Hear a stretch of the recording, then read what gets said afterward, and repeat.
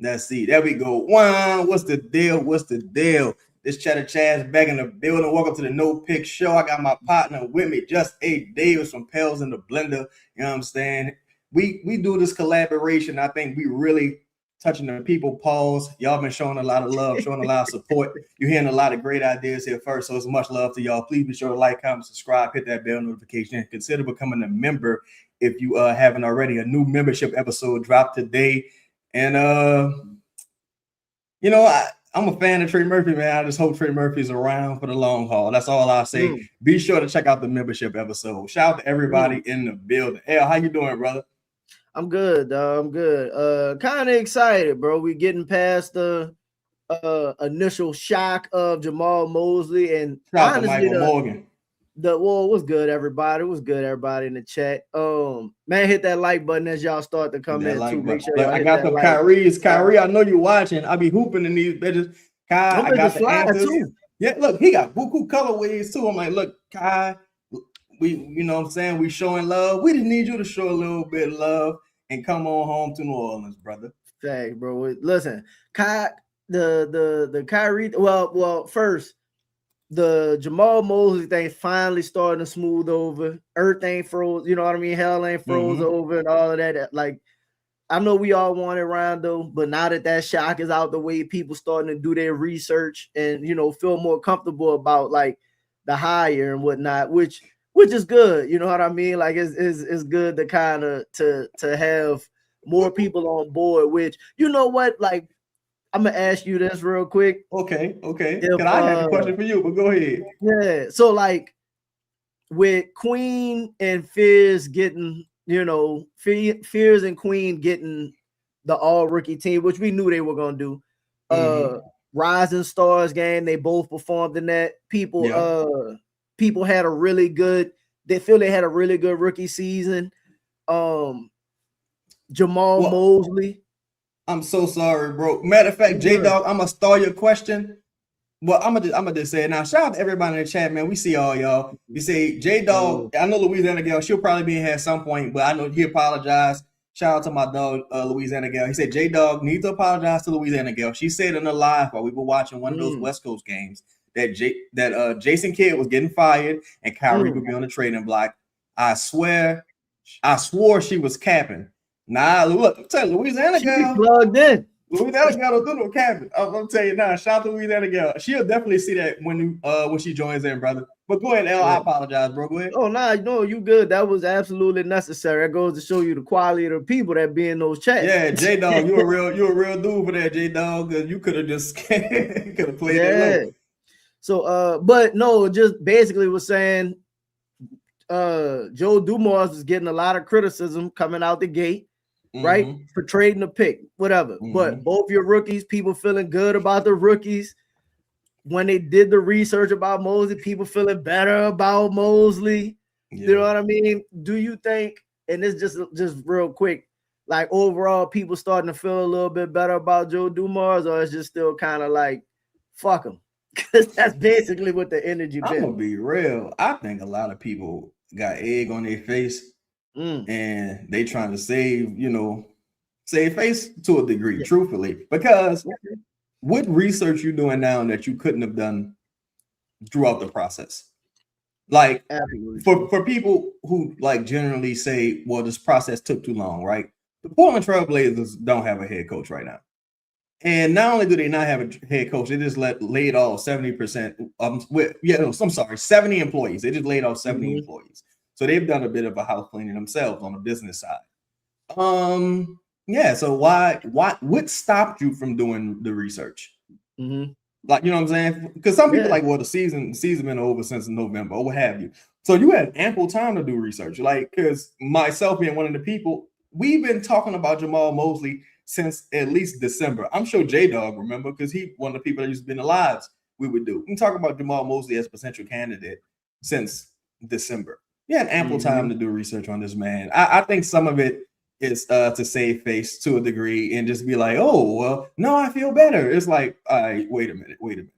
So what's changed? Nothing's changed. Like, you know what I'm saying? Nothing's changed. So I don't know, bro. I think politics still run amok, and a lot of people look dumb because a lot of people were confident in others being hired. Like as far as like I'm 100%, this is gonna get this. So yeah, that's fair. What do you? How do you feel about some of the new information and things of that nature coming out? Shout out to everybody in the chat. What's up, 504? What you mean, Anthony? Like, do you feel like some of the new feelings or some of the new sentiments being echoed? The new support kind of. Yeah, is it like just a stage of grief? Is it just acceptance at this point? I think it's partial acceptance. I think it's also people partially you just so romanticized with the idea of Rondo. And then people be so upset that, if Joe did lock in on Jamal Mosley and they targeted Mosley, it's like, man, you just didn't really like none of these. Some people put the opinion out there, man, nobody else really truly had an opportunity for the job, and it's just finding ways to complain. So people that's starting to turn around is just kind of like, even if it's fake love, you know what I mean? Yeah. I almost say I'd rather hit a fake love, but I prefer that than just hear people constantly bitching about every move before you see the results of the move. The only person I honestly give, I don't want to say credence to, but like, I'm gonna be fair right now, and I'll say you, because the moves that you talk about or you critique aren't necessarily like, it wasn't necessarily about the draft pick. It was like, damn, I didn't think you needed to move that early. Pick. Yeah, like, you know, with the Indiana pick, before, especially. Yeah, it's before anything happened. It's because shout out to you. I always said this before we started doing the shows. I think your gift is foresight and predicting and having an idea of what's coming down the line, which is why we're doing these shows. So you were early on like, I don't know if this was necessarily needed, so other than that, nobody else is really kind of like taking that approach. It's just more so, this is the worst thing that ever happened. And then it's kind of like, when the initial announcement was made, I think generally people were just too reactionary. Like, as far as like, oh, it's the same shit. It's like, no, it isn't. Nothing about this situation is similar to Willie Green whatsoever. Willie Green was not the first choice for David Griffin. He probably wasn't even the third choice, to be honest. No, in fact, he wasn't the third choice. He was like the fourth or fifth choice, truthfully, because it was like it was Stan Van Gundy, Ty Lue, Jacques Vaughn, Charles Lee, and ultimately they settled for Willie Green. Mosley has been at the top of the list this entire time, seemingly. And it also, people say like, oh, this was a friendship hire. Based on what? Because if I'm just keeping it a cool dollar, and this is me speaking, I'm not speaking for Elvin, this is me speaking. I'm like, there's people who were friends with James Borrego, and that's the reason they wanted him hired. So like, what are we talking about here? Like, you know what I'm saying? Like, let's just keep it real. And ultimately, if you're talking about a trust factor, people generally are going to hire people that they know and have some familiarity with. Why do you think Bryson Graham is interviewing James Borrego, who he spent years with in this building? So like, it's relationships. But no one's gonna say, oh, look at that. Look at this mom and pop operation. And I'm not saying some of these moves aren't to be criticized. I'm the biggest Pelicans critic there is. Some of these moves shouldn't be criticized, but some things you kind of need to see the result before you react. That way you can have some level of objectivity. You feel me? So absolutely. And I appreciate you as well, bro. But the people, man, they want to talk about Giannis and what that could potentially mean for my New Orleans Pelicans, our New Orleans Pelicans. You know what I'm saying? So today, news came out, and shout out to Anthony, because Anthony, he gonna have a lot to say about this, I'm sure. With Giannis, seems like the Miami Heat could be leading the race. So the NBA Central put this out via Jerry Wolfeld, saying the Heat are reportedly offering Tyler Hero, Jaime Jaquez Jr., Khalil Ware in the 13th pick, with 2 future first-round picks for Giannis Antetokounmpo. Now, let me ask you this, because I've seen several people report that they don't think that Giannis is going to net this mind-blowing return that we initially thought he might. He's due for an extension. and he's coming off an injury-riddled season. So do you think that's about fair, or do you think that's a major underpay? What up, Josh? I won't lie. So I'm torn because I think the cost is going to be based on who's making the offer, if that makes sense. Like if I know you got money, I want all the money you got. Yeah. Okay. Yeah. Okay. Like for Miami, that's probably one of the best deals Miami could give you, right? They don't have a ton to offer, honestly. That's what I'm. You get what I'm saying? So while that deal seems appealing, but let's say a team like OKC loses this series, and then OKC say, "Fuck it, we truly going all in," and then you could net, I don't know, some of those young pieces or just a ton of picks from them. Then it's kind of like it's different, yeah. So I think waiting to see how the playoffs shake out and who wins and who loses, I think will truly determine what Giannis's value is moving forward, because teams with the most asset, like the Spurs are another team with a ton of assets, right? If the Spurs decide to just do something insane and offer you something for Giannis, say we want to pair Wemby and Giannis and just make it the way you can't double anybody or something like that. You got a trade chip with Fox. Like you can do Fox and a shit ton of picks, right? And just drop him in there. Now you got Dylan Harper, Castle, Fox, you know what I mean? Giannis, etc. Yeah. You know, I think that's one of the issues that the Pelicans kind of ran into in the past. Like when everybody know you got money, people calling for favors. It's different. You can't really play it too coy. And I think that's something the Pelicans ultimately ran into in the past. So if you're Milwaukee and the deal just probably ain't that seemingly. Now crazy shit ends up happening all the time with these type of situations, but when you look at a team like possibly the Clippers, and I heard someone say something very interesting about the Clippers, and I want to ask you this also. When you look at a team like the Clippers, it's like you got pick 5. Like I would have to love A-Cup or somebody, or like with money wise, how do we match the salary? Like there's a lot of things that, like the way it gets crazy.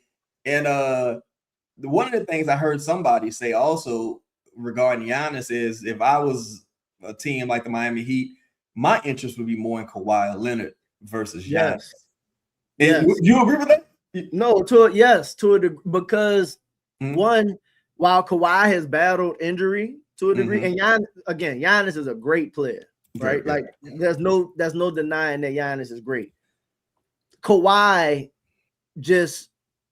we seen Kawhi go to a team and elevate that team. And it's not that Giannis can't elevate a team, but I'm gonna just be honest, like we haven't really seen much from Milwaukee the last couple seasons. Giannis has been hurt more often the last couple season-ending kind of injuries. You know what I mean?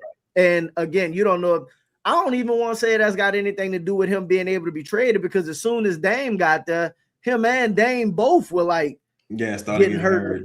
You know, started getting hurt. He both of them are older, but if I had to take I'm going all in to swing kind of deal, I think Kawhi comes with, he has his own level of drama, don't get me wrong, but I think Kawhi has a little less drama than Giannis to a degree, because Giannis carries himself like that MVP, you know what I mean? He got a different fucking aura about him. Kawhi just showing up trying to hoop. You know, the thing with Giannis, much like at this point, and it's different because Giannis has been so successful, it's getting to almost to the point how some people felt about the Zion thing. Was like, look, all this is cool when we're winning, right? Yes. But when we not winning, I get tired of being like, as fans of other teams, we tired of hearing about it. How you doing, sis? Shout out to P5 in the building. What's up, sis? Like, we get tired of hearing about Giannis on the trade block every offseason. It's like, trade him. Trade him, bro. Because honestly, and I don't mean this in a bad way. I think Giannis kind of gets away with this for several reasons that I won't really get into right now. But also, I'm like, bro, I don't think Giannis going to the Miami Heat makes the Miami Heat a contender. Like, I don't. They still have work to do. I don't like Giannis to the Spurs to me, like, because they're already contenders without him. But I think Giannis at this point has to go to a team that's already highly competitive. This isn't Kevin Durant joining the Warriors. No. Because also Kevin Durant was a free agent. So this is different. That's the difference. That's the difference in like today's trade market and like previous trade markets. The only teams that have like recently, in my opinion, that have like traded and won a championship. I'm talking about for star level players. Toronto did it when they traded for Kawhi, which again, you didn't have to really give up much because Kawhi forced his way out of the building essentially in San Antonio, and they gave up DeRozan. But like Kawhi to San Antonio, from San Antonio, and when LeBron forced the AD trade, but then you still had to have the bubble and you know what I mean, and all of that. Other than that, who's it, like Kevin Durant has been moved multiple times. Nothing happened. Traded for Dame. Nothing happened. Nothing happened. Like all of the high profile Paul George, nothing. Paul George, like, nothing.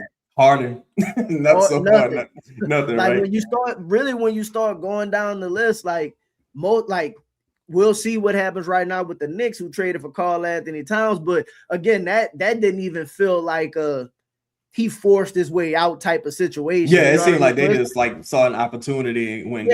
So that one a little different, but like, and while Karl Anthony Towns is a star, they don't look at him like fucking Giannis or something like that. It's not MVP caliber player. Yeah, no. Right now, so anyway. I just don't know if trading for Giannis, because again, you gotta damn near bleed your team to add Giannis. You gotta bleed the future assets to add Giannis. That's why, like we always talk about, the distressed assets is the way to go. Also, when you talk about Giannis, it's like, and I don't know if this would be the case, but shout out to Squallow, and it's like, am I trading for Giannis? What's his brother named Thanos and Thanasis? I don't. And I think it was Teague who was like, "Yo, he need him. Need him." He might need him, but it's like, bro, I'm not giving up no 3 fucking roster spots for all you brother. Like, nah. I don't know, bro. Because to me, I'm fighting for the right to give you an extension. No, I don't know, bro. Like, if I'm Miami, I do it because it is a path to relevance. But I'm like, no. Like, honestly, I'm not. If I'm Miami, I'm not adding more picks to this trade. This is a trade, take it or leave it. Or you could just keep Giannis and roll the dice.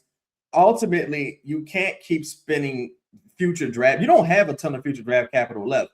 But you can't keep spending future draft capital to surround Giannis with talent, and maybe the talent doesn't hold up its end of the bargain. Maybe Giannis is starting to age a little bit. You know, it's not all Giannis' fault because Giannis is incredible. But at this point, you gotta sell. In Miami's what works in Miami's favor is, I think most of the league might be thinking how we're thinking about Giannis. Yeah, and they're not gonna be willing to just give the king's ransom for Giannis. Right. That's what I think so as well. If you Miami, you probably like, listen, this is probably the best that y'all gonna get.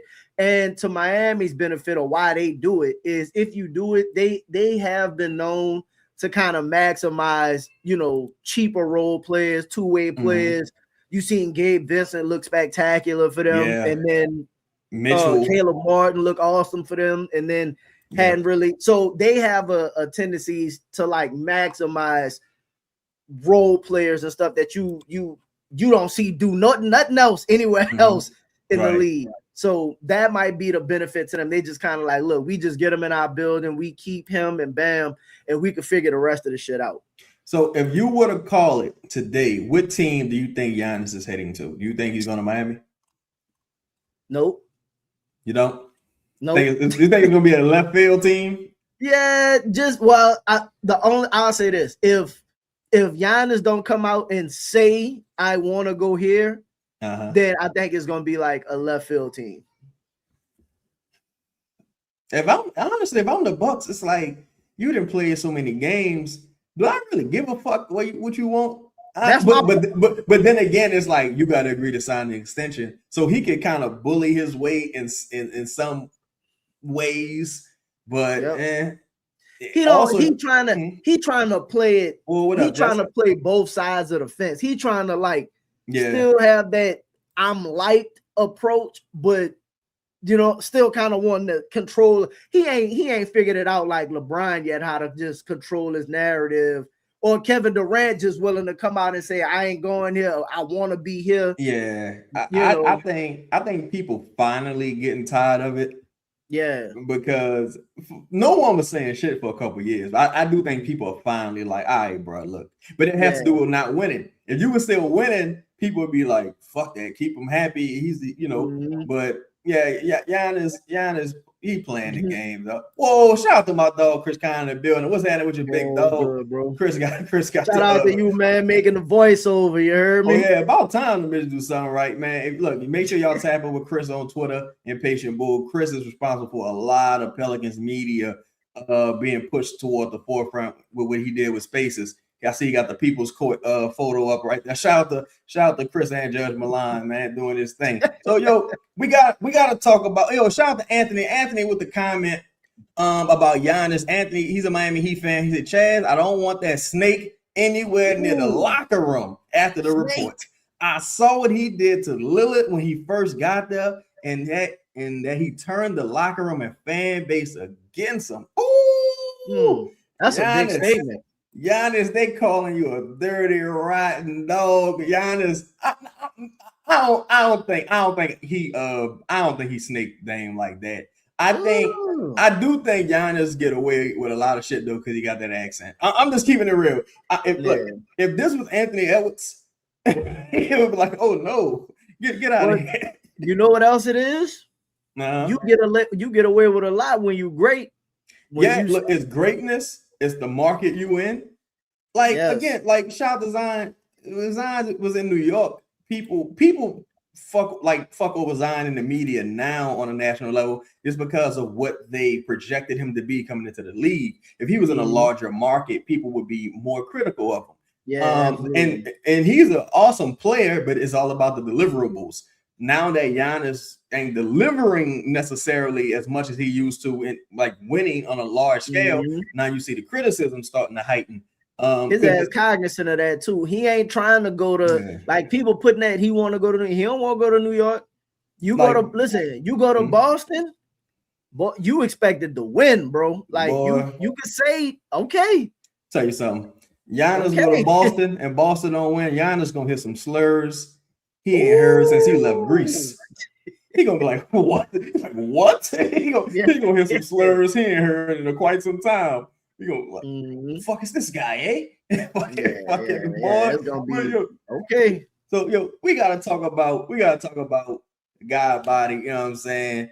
Kyrie Irving. Reports came out, J Kid got fired, and shout out Louisiana Gal for giving us the, you know what I'm saying, giving us dropping the low on that. I gotta start betting. As soon as Louisiana girl say something, we might just need to go drop the bread on it. We're gonna have to hit the poly market. Giannis gonna hit us with that. I'm not like the rest of them. I was like, whoa, you got me mixed up with a Tyrone. I'm not like the rest of them. Now you look like one. They gonna look like a Tyrone, Giannis. But no, so Kyrie Irving been out. They got a new president of basketball operations. He's coming in there cleaning house. I'm sure Jason Kidd won't be the only one let go. I don't trust Masai, by the way. I don't trust Masai neither because Masai gave Quickly and Brandon Ingram no contracts and Jakob Portal. So he's absolutely not to be trusted. But no. Louisiana girl, what's the deal? No, people talk about Masai like Masai's got this great record. Like he the Messiah. Oh my gosh, bro! Listen, you made the 1-year deal with Kawhi, and Kawhi saved the franchise, got you the one championship. But people, for all of the slack that Joe Dumars got, people fucking praising Kawhi like they hadn't been terrible the last couple years. or like he hadn't done bad business. Bro, I'm Joe confused. Dumars is way more accomplished Like significantly more than Masai, and he don't get half the praise. He's significantly more accomplished than Masai. But go ahead. No, that's my point. So like people was talking about Masai's gonna do a great job. He's a great general. I'm like, what Toronto's been great recently. And even before, like again, you had to deal with LeBron, but you took the swing on Kawhi, and you couldn't even close keeping him. You couldn't close keeping him. You know what I think though? Just looking at everything, my instinct was kind of that they may look to compete because Masai came out and said, yeah, we owe Kyrie a chance of playing with Cooper Flag, et cetera, et cetera. But if you Kyrie, you probably looking like not after what y'all just did. Like y'all just can't be trusted. Y'all fired the coach. You traded Luka. Nobody asked me shit. You know what I'm saying? Listen, no, wait. Not to cut you off. Go ahead. No, the Dallas and listen. I was you know how you have like your team and then your second team, right? Like I was a Dirk fan, so that's funny. Dallas was like my second team. Okay, bro. When they traded Luka in the just the middle of the night, I thought about? Duh, I thought about Clay and I thought about Kyrie. Ooh, boy, Clay was sick as a dog. So I just threw away my opportunity to just finish he probably could have took the pay cut to stay in Golden State and just beat her right off into the sunset. You took an opportunity to go there and they trade Luka, Kyrie. They got Kyrie fighting for his life. He tears ACL playing 40-something minutes a game. Trade AD. AD get hurt. Listen, we don't owe nobody nothing. Kyrie saved himself. Then you fire Gay Harrison. It was just a disaster. So you really got to wonder. Now you got Jason Kidd, who had at minimum $40 million left on his contract. Yes. Now you paying him. What does that say about, the money to hire a new coach? Mark Cuban, allegedly is looking to maybe re-enter the chat. Mark, come on the show and talk to us about it, brother. They already said they're not selling back to Mark. Yeah, they're not selling back to Mark. Mark gonna have to call in some favors. You know what I'm saying? He got to call in them guys and get them talked to and out there in Dallas. Mark got connections. But the thing I do think they're gonna look to contend. I do think if you come to them with a solid offer and say, hey, look, maybe you want to share some short-term salary. Maybe, you'd like a first-round pick for your troubles, protected first-round pick for your troubles. I do think something along these lines. Now, if I'm Dallas, I feel like I could potentially get more. But what do you think of something along these lines if the Pelicans were to pursue Kyrie? I know Kyrie has a player option for next year, but Kyrie, I got your shoes, I got a couple pair. Yeah. So I think that makes us about even. I need you to opt in. If y'all just joined in, make sure y'all hit the like button also. What do you think about something along these lines? Jordan Poole, right? NBA champion, and who gave Dallas the fucking blues in the postseason. Jordan Hawkins, who dropped 30, against Dallas a couple times. 2029 pick, top 14 protected. Honestly, I'd be willing to make it top 8 protected. I'd be willing to make this pick top 8 protected. And Kyrie Irving, has about 2 years left on this deal. Would be willing to. I'm sure he'd be open to an extension. Still got a lot left in the tank. Also think that I think this is a risk that Joe Dumars would be willing to take if the opportunity presents itself, because not reportedly, but we've been told that he has some interest in James Harden potentially. I wouldn't be surprised. Yeah, I wouldn't be surprised. This is a distressed asset point guard. Some people say Jeremiah Fears' game mimic Kyrie quite a bit.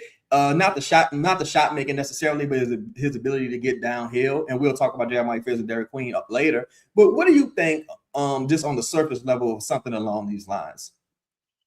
I think it's something for them to consider, to be honest, because aside from the idea of just getting more, being able to get a Pelicans first round pick, I would ask for.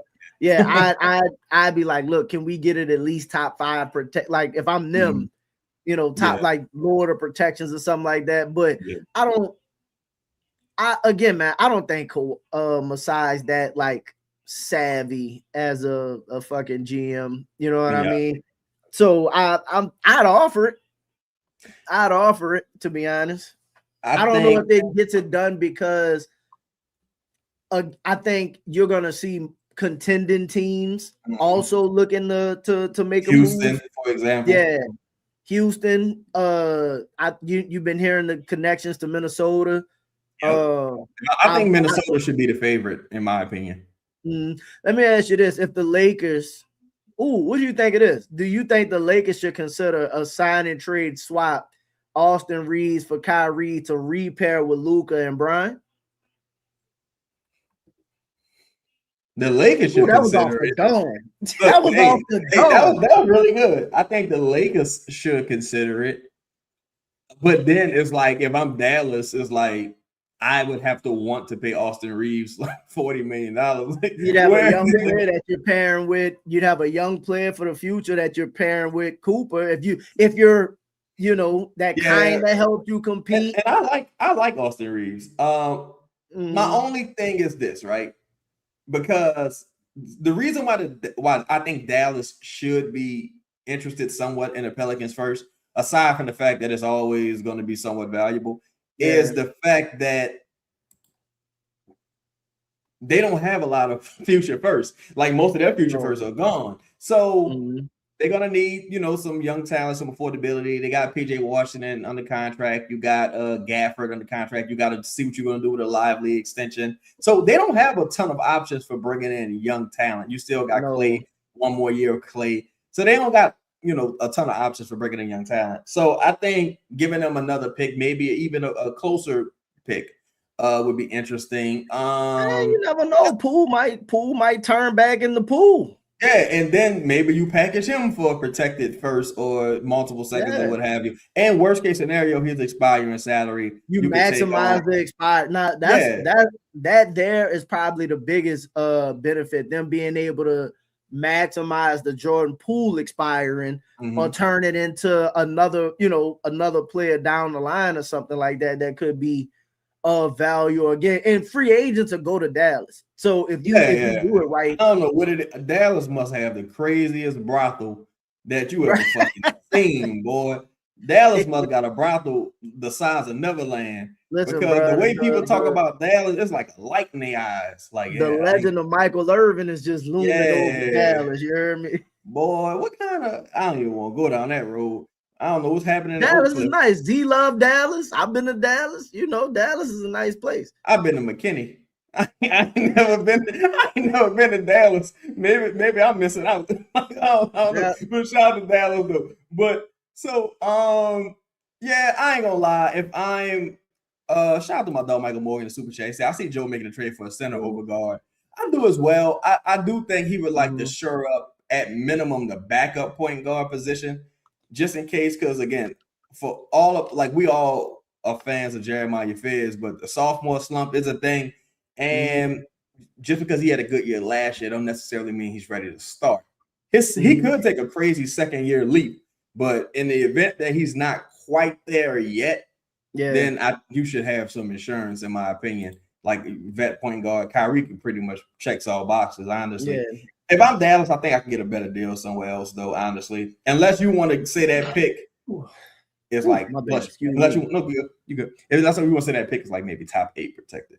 Like you say, I would have to lower the protections. If you lower the protection, you'd have better swing at it like that, and the expiring would be your biggest, piece. But other than that, I can't see you being able to put forth much, something else. Like I said, unless I couldn't see them wanting somebody like DeJounte, to be honest, or fuck her, something like that. I don't know. Honestly. I'm trying to get Sean on the show. Yeah, he covers the Portland Trailblazers. Would you take a flyer on Scoot Henderson and Jeremy Grant if it meant sending out DeJounte and hypothetically, let's say Herb, DeJounte and Herb for Scoot Henderson and Jeremy Grant? Would you consider that?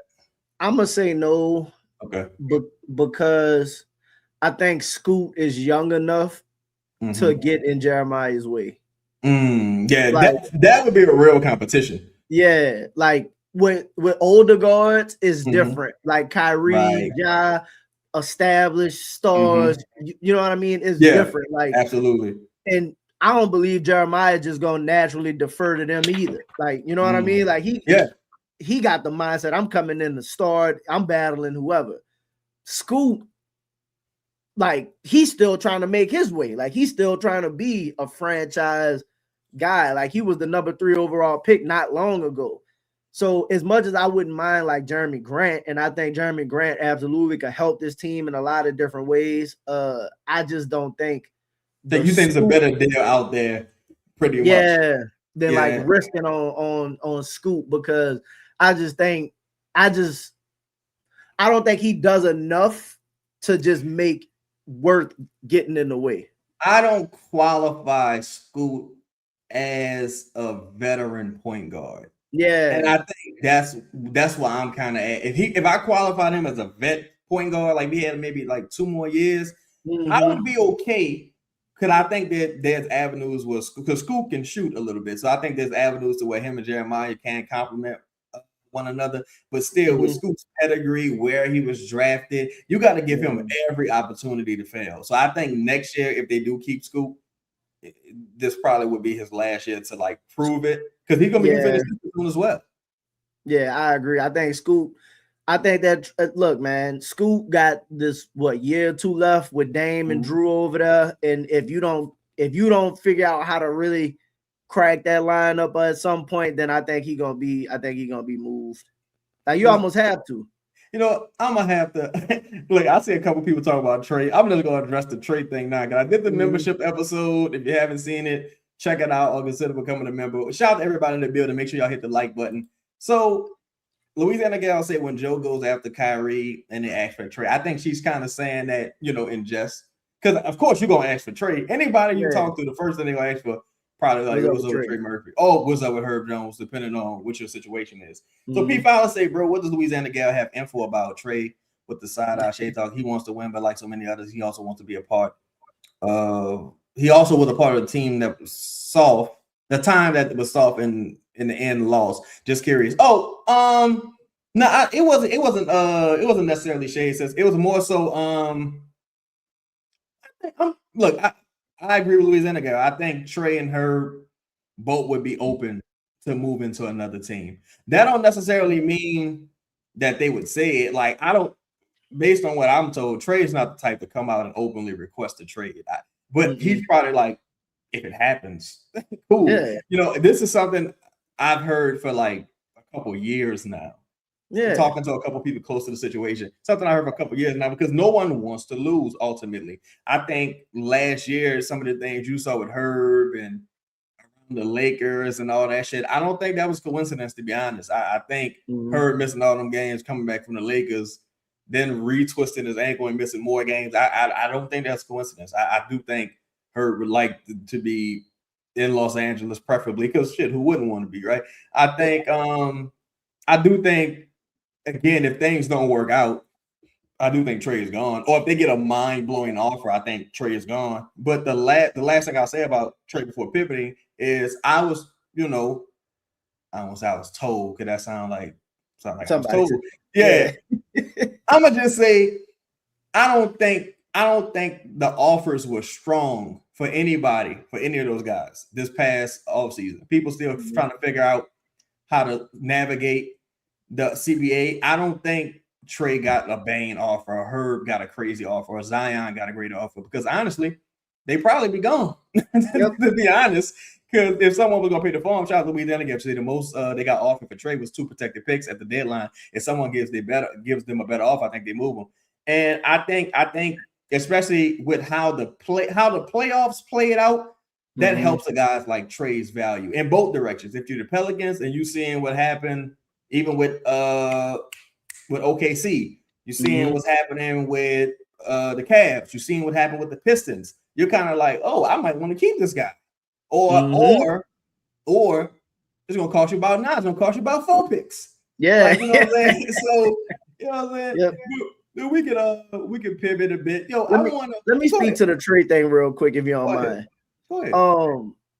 And this is how I like to view things because I'm not overly privy to information and stuff, right? I always like to think about things from a very personal level. Bro, Trey could not get into the starting lineup for fucking Herb Jones. As much as Herb is his boy, he like viewed himself early as a star. He couldn't crack the starting line. Bro, he didn't really crack the starting lineup until last season. Like, and Willie even for him to just become a starter last season, it took people to get hurt and all kind of stuff. So if I'm Trey, y'all don't truly see me as no value. Like Willie Green not starting me, the GM not putting me in no position to really blossom and flourish. Trey probably personally feels like he should be further along in his career. Like, and also Trey's very outgoing, talks to a lot of people. Charismatic guy, yeah, bro. You don't think it'll be fun to go to Indiana and play with Halliburton and a team with some ambitions, Rick Carlisle and that offensive system? And I ain't gonna lie to you, if that pick would have landed in the top 4 and they would have kept that first. And they called about Trey. I think they might have done some business if you could have got Caleb Wilson or somebody like that. I told you, listen, we be having I'm asking you every time somebody with a top. If you call me with Ace Bailey and stuff and a pick, ooh, boy, listen, okay. I'll say this. With the Pelicans, I'll trade anybody on this roster. Yes. Right? If it's 15 people on the roster today, I'll trade anybody. But I do believe in Zion, Trey, and a lot of people on this roster, if utilized correctly. The sin of all of this is we've never seen them utilized correctly or maximize or use at a high level. So a lot of the memories and thoughts, our immediate recency bias goes to the Willie Green system or Borrego's system, which looked a lot like the Willie Green system. Yeah. So I mean, that's that shit off, bro. Like, I think you just truly got to give Joe Dumars a true opportunity. And Mosley a true opportunity to put you to see what it can look like, you know, and see if they could put some more pieces around y'all to fully utilize y'all. But if somebody called me with, and this is the thing too, real quick about the picks, like if somebody called me with like 5 picks, well, it depends. Ain't no can turn it. It depends on who the team is. Yeah, like, but like, I don't want 5 picks from the Knicks. No, like, you know what I'm saying? Like, that's not what that's gonna do for me. But like, you get what I'm saying? Like, right. I don't. It just depends on the situation on like if I'm moving Trey and stuff like that. So I've been having to go back and start like rewatching film and like start to try to reinvent it because me. I understand. I was down on everybody, bro. No, I totally get it, bro. I totally get it. So I want to pivot a little bit because we were going through the trades and you know, for us, some of the lottery teams, we had a few teams left. I think we had started on we had quite a few teams left actually. I think we started Milwaukee at 10, right? We ended at 9 and we had 10 now, 10 through either 15 or 16, however you want to do it. Okay, let's do Milwaukee through Memphis, because Memphis has 16. That's somebody that shout out to Dotson. They've been kind of connected to in the past. Before, like, quick question. Oh, matter of fact, let's talk about this. Since shout out to Bayou Sniper, say, what do you think DQ's role will be next year? I see him in a more of a 6-man type role next year. I see him in more of a 6 role. Yeah, I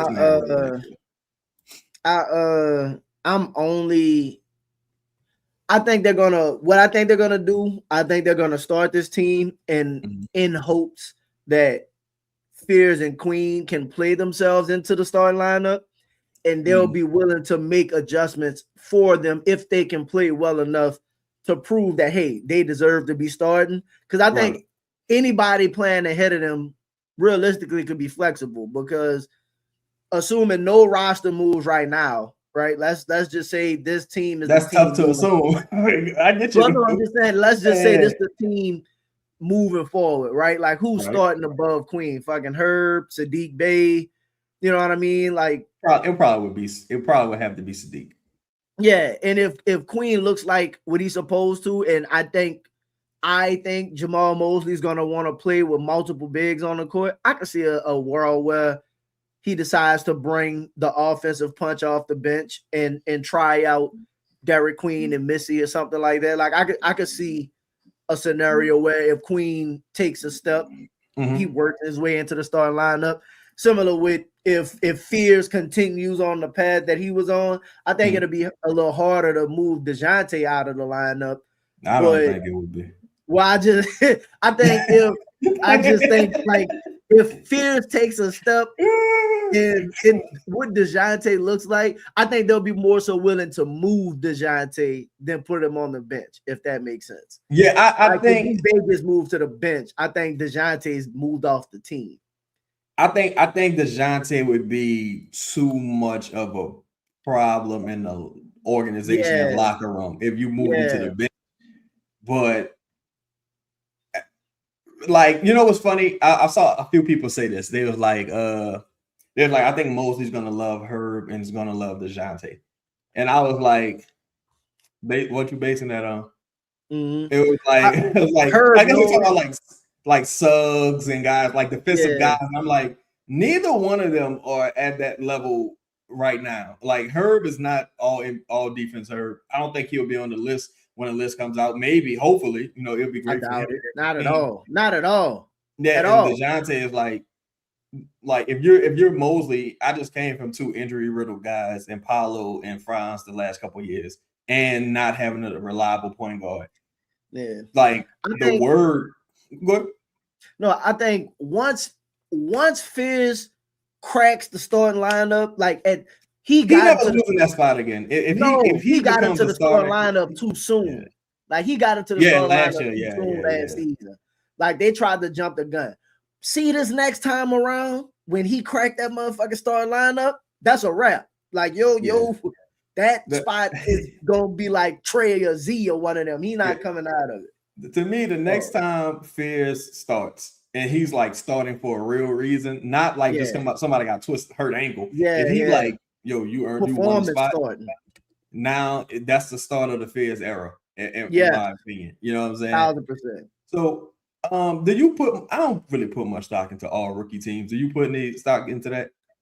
I do to a degree. Not stock in saying like you're guaranteed to be a star or something like that. I look at it more so like, okay, you showed you were able to play. You know what I mean? Like at bare minimum, you showed you have a skill that you could play on this level. Like your skill set to whatever it was, you were competent enough to be able to play on this level and contribute in some way, shape, or form. It's different for each one of those players. But like I think making the all rookie team, making the all rising team is kind of like the rising stars team. I think those things mean something. I think it gives you a little bit of clout. It gives you some confidence, you know what I mean, going into next season, give you a little bit of expectation, which I don't think expectation is bad either. Like I think expectation of course not. Is good, and them not making first team, I think give them a little bit of fire. Like fuck, I should be whatever. If you're the right kind of guy, right. So I think there's some benefits to it, but it's not like one of those. If you make the rising stars, you untradeable. Like if it boosts your value, to be honest, and I know you're not good. Like let's say you had a rookie year, but I know you're not really that like that. The league views you away. Shit, we might be able to maneuver and get you, get something fired. Honestly, I think once you get down to like second team and all third team, because Khan, VJ, them dudes was just unmistakable this year. Cooper, Dylan Harper, etc. I think Fairs had an argument for first team if he had started his run a little earlier. Right, but not over none of those guys. Honestly, those guys were just incredible. But I also say I think it's one of those. I don't think they should have second team and third team. Really, I think. You don't think? After first team, it ain't like all NBA to me. I think it's only so many rookies in the league, and it really gets to a point where it's like, well, we got to do something with you niggas. So it's like a participation award. Like I don't think she be rising stars games. Honestly, I'm just like, look, if a motherfucker that cold as a rookie, put them in the All-Star game. Like, you know what I like? I liked when they used to do. I don't like them the 4 teams and all of that. I liked when it used to be 2 teams, 1 game, and they just out there trying to score 200. Just don't get like, stuff like that. Like, give me that game. I don't need the tournament style stuff. Yeah, I mean, I don't know. They're trying to save All-Star Weekend. It kind of just is what it is at this point. I do think this rookie class is really, really good, though. I will say that. Yeah, I think the 5 say they gotta fill All-Star Weekend with something. Yeah, they're trying to give people something to do. I think this All-Star. I'm sorry. I think this rookie class exceptional. I think it was quality because they had some players that weren't really on this list. That if you give them some time, I think it turn out to show some promise and stuff. Because Trey Johnson didn't get like a fair shot this year. He had a lot. Ace, going on. Ace made it, but like I think Ace ceiling is a lot higher. There's some other guys too. Fleming and Phoenix. You know what I mean? What's homie name? My God. Well, no, this will be his second year, so never mind. I was about to say Klingon, but this will be his second year. I mean, listen, man, they got fucking what's his name? Like Noah barely played, so you don't really know what he. Yeah, he got hurt first week, right? Yeah. Brooklyn has like 4 rookies. Yeah, but, they got a bunch of them on their team. It's gonna be very interesting, man. It's gonna be very interesting. Congratulations to those guys, man, for the hard work and dedication they put in, because ultimately this is like a dream come true for some of those guys. So we're gonna get into some of the teams that could be, potentially interested in trading with the Pelicans if the Pelicans do look to get back in the draft. Now, I haven't heard it confirmed that they'll look to get in the draft, but I have been told that they like a couple people in this draft. And we'll see what happens. We'll see what happens. So looking at everything, right? You got pick 10, which will be Milwaukee. What works for you in that regard? Or would you take pick 10 in this draft? Let's say pick 10 and Rollins. Are you taking pick 10 and Rollins for that future? What we giving up? Because my answer is yes. So you taking pick 10 and Rollins for the future Milwaukee pick? Ooh. Now, remind you, that pick could turn out not to be shit. So you could lose pick 10 and Rollins. Let's hypothetically speaking, right? Let's say, but here's the thing: Rollins is a point guard. Rollins, how tall is Rollins? Rollins is 6'3", so he would be an undersized guard. In theory, if you play him next to shout out to Quality Dividends. That's a really good question about Porter. I'm about to start your question. We're gonna answer that one too. Quality. That's a great question. So if you take Ryan Rollins, what does that mean for Jeremiah Fizz? I know, but it's just like you still in talent acquisition mode. Like, is it worth? Can't you say that for Scoot? Can't you? But Rollins more proven than Scoot. But we getting picked 10. Like you getting picked 10. And you getting picked 10. That's a great point.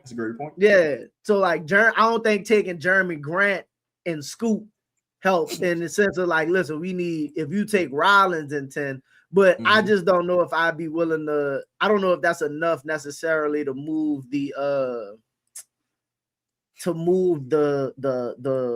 swap back. Let me ask you this too. Before we pivot to some of the players on that roster, because it would really just be all they got is pick 10. I would want on that roster, pick 10 and Rollins. Would you consider, and this I was looking at their roster too. Would you just consider like Kevin Porter Jr. for like Hawkins if they just was willing to? Oh yeah. I like Kevin Porter Jr. as a player. If that's shit, if that's what they want to do that. Wait, is Kevin Porter Jr. due for a extension? Hold on, let me see something. That's the only reason they wouldn't have no reason to. He got a player option. He got player option. For I think $5 million. he not gonna pick that up. I don't think. You think he's gonna get a deal somewhere? I mean, he think started a bunch of games. I think he might look for a longer term deal, or maybe he'll say, you know what? It's a rough world out there. He barely. It is a rough world. He might say, and shout out to everybody in the building. Make sure y'all hit that like button. Also, it is a rough world, but he also might say, well, shit, I'm gonna be the best player on this team next year. I'm gonna go out and average 25. I'm gonna try to get paid. If that's the Rollins deal, in 10 is interesting. I won't lie, Rollins. Oh, you say Rollins in 10 for what? For Hawkins and what? No, the Bucks pick. Rollins in 10 for the Bucks pick. Oh, that's what you know. That's what you suggested. Oh, my bad. I thought you said I don't know why I'm thinking about Kevin Porter Jr. My bad. No. Rollins. No disrespect, Rollins. No disrespect, Kevin Porter Jr. neither. I'm just saying, nah. You know what I'm saying? No disrespect. I ain't no disrespect, but I'm just saying. Let me disrespect you. Yeah, like nah. Would I do Ryan Rollins and 10? See, I'm just not in love with this draft. So, well, I said if Marver was still on the board at 10, I probably. That's kind of where I'm at. Like, if you came to me during the draft, and like similarly, now wait a minute, my bad. I'm sorry to stop your wisdom. Yeah, because I could trade 10 probably for where. You get what I'm saying? Yeah. So if I could repackage 10 and get another guy, like right now, I would do that. I would do that. Yeah, because I would just look at it like I traded the number 1 pick. Well, I traded the Milwaukee first for where? I would just look at it like that. Yeah, especially if I got Rollins in that deal as well. So if I got Rollins in 10 and was able to swap 10 for another somebody, then I'd be willing to do that. Okay. I probably do that as well. Yeah. All right, so now Golden State. Look, they had some interest in Herb Jones last year. I don't think they would trade pick 11 for Herb unless they were a little desperate. But maybe you say, would you do pick 11 and a future lottery protected first? For let's say, would you trade Herb and a future lottery protected first for pick 11 in this draft, based on how you feel about this draft? I want to hear what y'all think in the comments as well. Don't be afraid to comment on these questions as well, and make sure y'all hit the like button. You know what? Herb and a future protected pick for 11. First off, they don't have nothing to offer you to get Trey. Like, you know what? For Trey, nah, they don't have nothing. Yeah, they don't have nothing on the roster. So like, I'm not even having no conversation, and I'm just responding to the comment. They don't have nothing in the. Yeah, they don't have nothing they can offer me for Trey. I see your question, Mason Brook. Let me. I'm gonna highlight your question, bro, and we're gonna answer it later. That's a good question by Mason Brook with the Mosley question. Ew, Herb. I move Herb for 11, dog. I ain't gonna lie. Would you do? Let's say. I don't know if I want to throw the pick out there though. Yeah, like a future lottery protected pick. Let's say if it was a situation where it was like, would you take what's his name, man? Would you take Moses back in that deal? He just got hurt. I wouldn't want to take the money back because, for one, you just got hurt. You might not be ready by the time of the start of the new season. Because remember when Sadiq Bey tore his ACL, he had to sit out an entire year. Yeah. He got another year on the contract for 13. You know what I mean? So I'm thinking in the future, you'd have possibly some tradable salary. That's another thing that we always got to consider with this roster. I would consider taking Pies back before Moody at this point. Listen, if you was talking, Pies due for an extension too, though. I don't have to give it to him. Because here's the benefit also, right? And we talk about this a lot. The reason why I would probably be open to trading Herb for attaching that pick to Herb is because there exists a world in like a year or two that you almost got to attach it first to move Herb. That's why I'm like, I don't think they got no team option on that deal, if I'm not mistaken. So I just think that deal age is so bad that I'm like, look, if I could just get from under it early before it becomes a problem, because I don't think Herb magically becomes Alex Caruso or no shit. Let me ask you a question. Not Milwaukee. Golden State historically has taken their picks, right? Like they took Wiseman, they took they draft people. Yeah, they've been taking the draft picks, and it hasn't really panned out for them. Like, well, I ain't gonna say it hasn't panned out. You won the one championship, right? With the one that panned out for them really was Poole and Looney. Exactly. So, but again, none of those players are really there other than Moses Moody. Do you think they're gonna have a different approach? Better put that dope down. Yeah. Pods better put the meth down. 20. Boy, you got that one. You out this world. That's what all them dudes want. That's the new, when your extension come up, minimum 20, they asking. Minimum 20. They asking it, and Cam Thomas got off at 6. Pods, stop it. Get some help. Do you think Golden State is gonna say, like, we took these picks before? I know they don't really want to look at mortgaging the future, but like you just brought Steve Kerr back, you possibly bringing Draymond back or whatever. Like the stuff on these last couple legs, you need somebody. You need talent. They need somebody else to defend. Because think about this too, right? They do need somebody else to defend. Draymond getting older if they keep Draymond. Also, no Jimmy next year. No Moses Moody next year. You need like guys. and you really ain't got enough to trade because even some of your most tradable assets not even fucking healthy. So you really in like your budget is kind of like Herb Jones. Maybe you throw some future firsts in there. Because here's the thing too. This is what they get fucked at too. Because you got to pay somebody to take Jimmy's contract, and you're paying for whoever you're trading for. If you were looking to trade Jimmy, you can probably not trade Draymond at this point. You got to pay somebody to take Moses. I say Moses. You got to pay somebody to take Moody, and you got to pay what you're gonna pay for the new player. They need the type. I ain't gonna lie. If I was them, this is gonna sound wild. I'd be trying to take my chances on a player like Hawkins, though. Yeah, see, look, that's what I was about to say, bro. That's a great point. If you're them, you gotta trade for somebody or sign somebody that just totally outplays their contract. Like you need to get a person like Hawkins and have them have like an AJ Mitchell type year. You need if you draft somebody at 11, they gotta come in and contribute at a high level immediately. Otherwise, you really ain't got a chance in hell. In my opinion. Know how. Would you do? Would you do Herb and Hawk for 11? Yeah, honestly, they wouldn't really have to send me nothing back if they were just like, "We'll take them in this entire salary." I'm like, "Let's do it."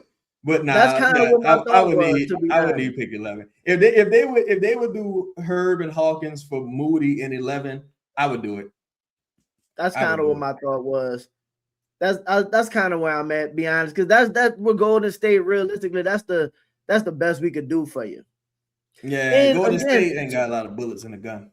No, but again, Hawkins, like for all of the issues that we have with Hawkins, and it's literally just his shooting. A place like Golden State seems like the most ideal situation for him to possibly realize whatever potential he might be in would be there. Like that seemed like the most perfect situation for him to get whatever it is he gonna get out of his NBA career. And if you're them, I think they would have to attach something else to make the salary work. If I'm not mistaken, I got to see what their books looking like if they could take back that kind of salary. But if you're them, you'd be getting back one or two players that you know will play next year versus Moses, who you know won't contribute at all next year. Moses might not. He really might not play whatsoever next year. It's a possibility that he does, but you know what? Here's a question. This is a little different because KP is a free agent. They don't really have no bigs either. Would you do Al Horford kind of washed? Would you do? I think he's a free agent too. He he got a player option.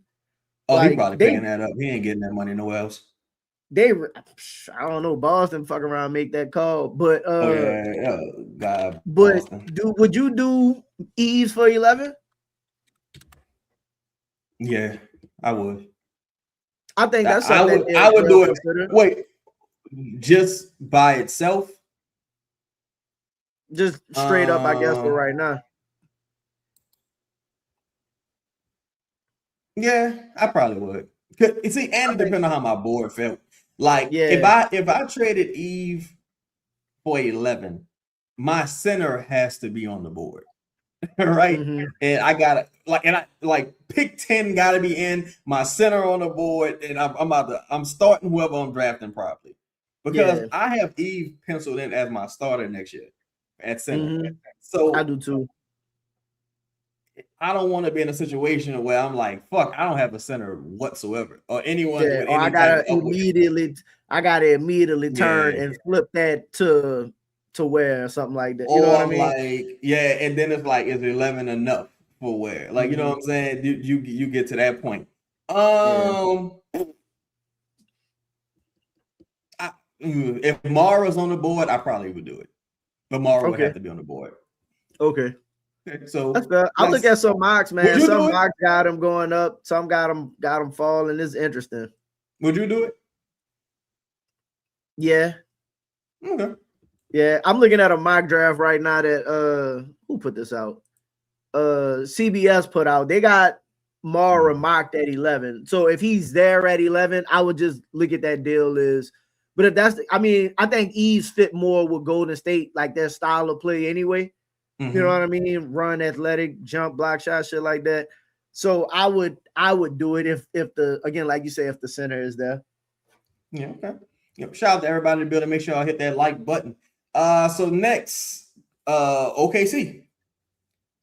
So OKC is at 12. They're probably gonna try to consolidate 12 and 17. 12 and 17. Yeah, I can see them. I can see a world where I can see them trying to, if they really like someone at 10, I can see them taking 12 and 17, moving up to 10. Honestly, I ain't gonna lie. Or 9. I can see moving to 9. If you were 10, if you got that pick from Milwaukee and you were at 10, and they called you and was like, look, we got 12 and 17 for you. Like, you know what I mean? But would you do 12 and 17 for 10? If I'm New Orleans? Oh, you mean if I'm Milwaukee? No, if you like, let's say we made that deal earlier, right? Mm-hmm. But as soon as you make that deal, Milwaukee, OKC on the line, like, here, take our guy. We got 12 and 17 for you. See, because Milwaukee might not do 12 and 17 for 10. I think not Golden State. I think Dallas would be more likely to do it too, because Dallas don't have a lot of future draft capital. But if I'm New Orleans, it wouldn't make no sense for me, because I think it's just hard to develop multiple guys like that. Like if I'm in a situation where I got 2 first-year players and I got a second-round pick, and I got 3 rookies from last year. Yeah, 3 rookies from last year that I need to pour resources into. Then it's like, now I get a little sticky. And I'm like, you motherfuckers got to play at some point. I need roster spots, because at minimum I need 2 roster spots after that, at minimum. Yeah. So I'm that's like, a good point. That's a good point. Then it get a little fuzzy. Like, for every player that you bring in, you damn near got to put a player out. Yeah, exactly. And you got to pay these motherfuckers too. So it's like, now I'm starting thinking about money. Like, if they do turn out to be what you expect them to be, right? Unless you winning, like, now again, if you just like, there's no evidence or no sign saying that they looking to rebuild. Like, that would only be in like you said, and if you're rebuilding, you make that type of deal. But yeah, you're right. And honestly, bro, if I was rebuilding, honestly, I don't want nobody that age start with a 2. And I'm just, that's why, like, again, I think with DQ is like, DQ is to me is more of a right. Yeah, to me, he's more of like a right now type guy. So I don't want nobody about to be 22, 23 years old, because that's the knock on some people where it's like, well, a redraft is a thing. A guy goes to his second team and he, becomes a hell of a player. But I think a lot of times with guys, you see the it factor like in the first 2 years. Yeah. So I think going into next year, we're gonna see more of that from Derek Queen. At least that's my hope. But if I'm like in tear it down mode, everybody gotta go.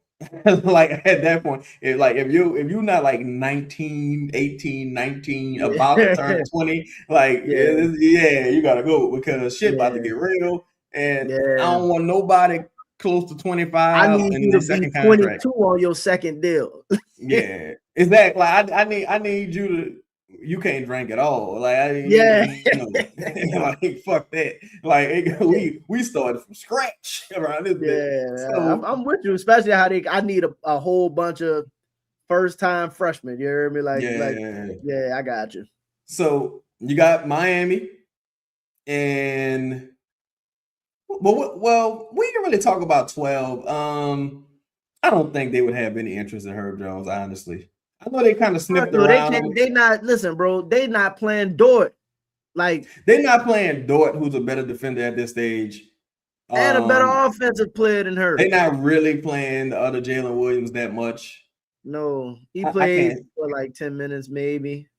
I can't see a world where Herb plays. Listen. Well, in the regular season, maybe, but not in the postseason. In the regular season, the playoffs are showing you.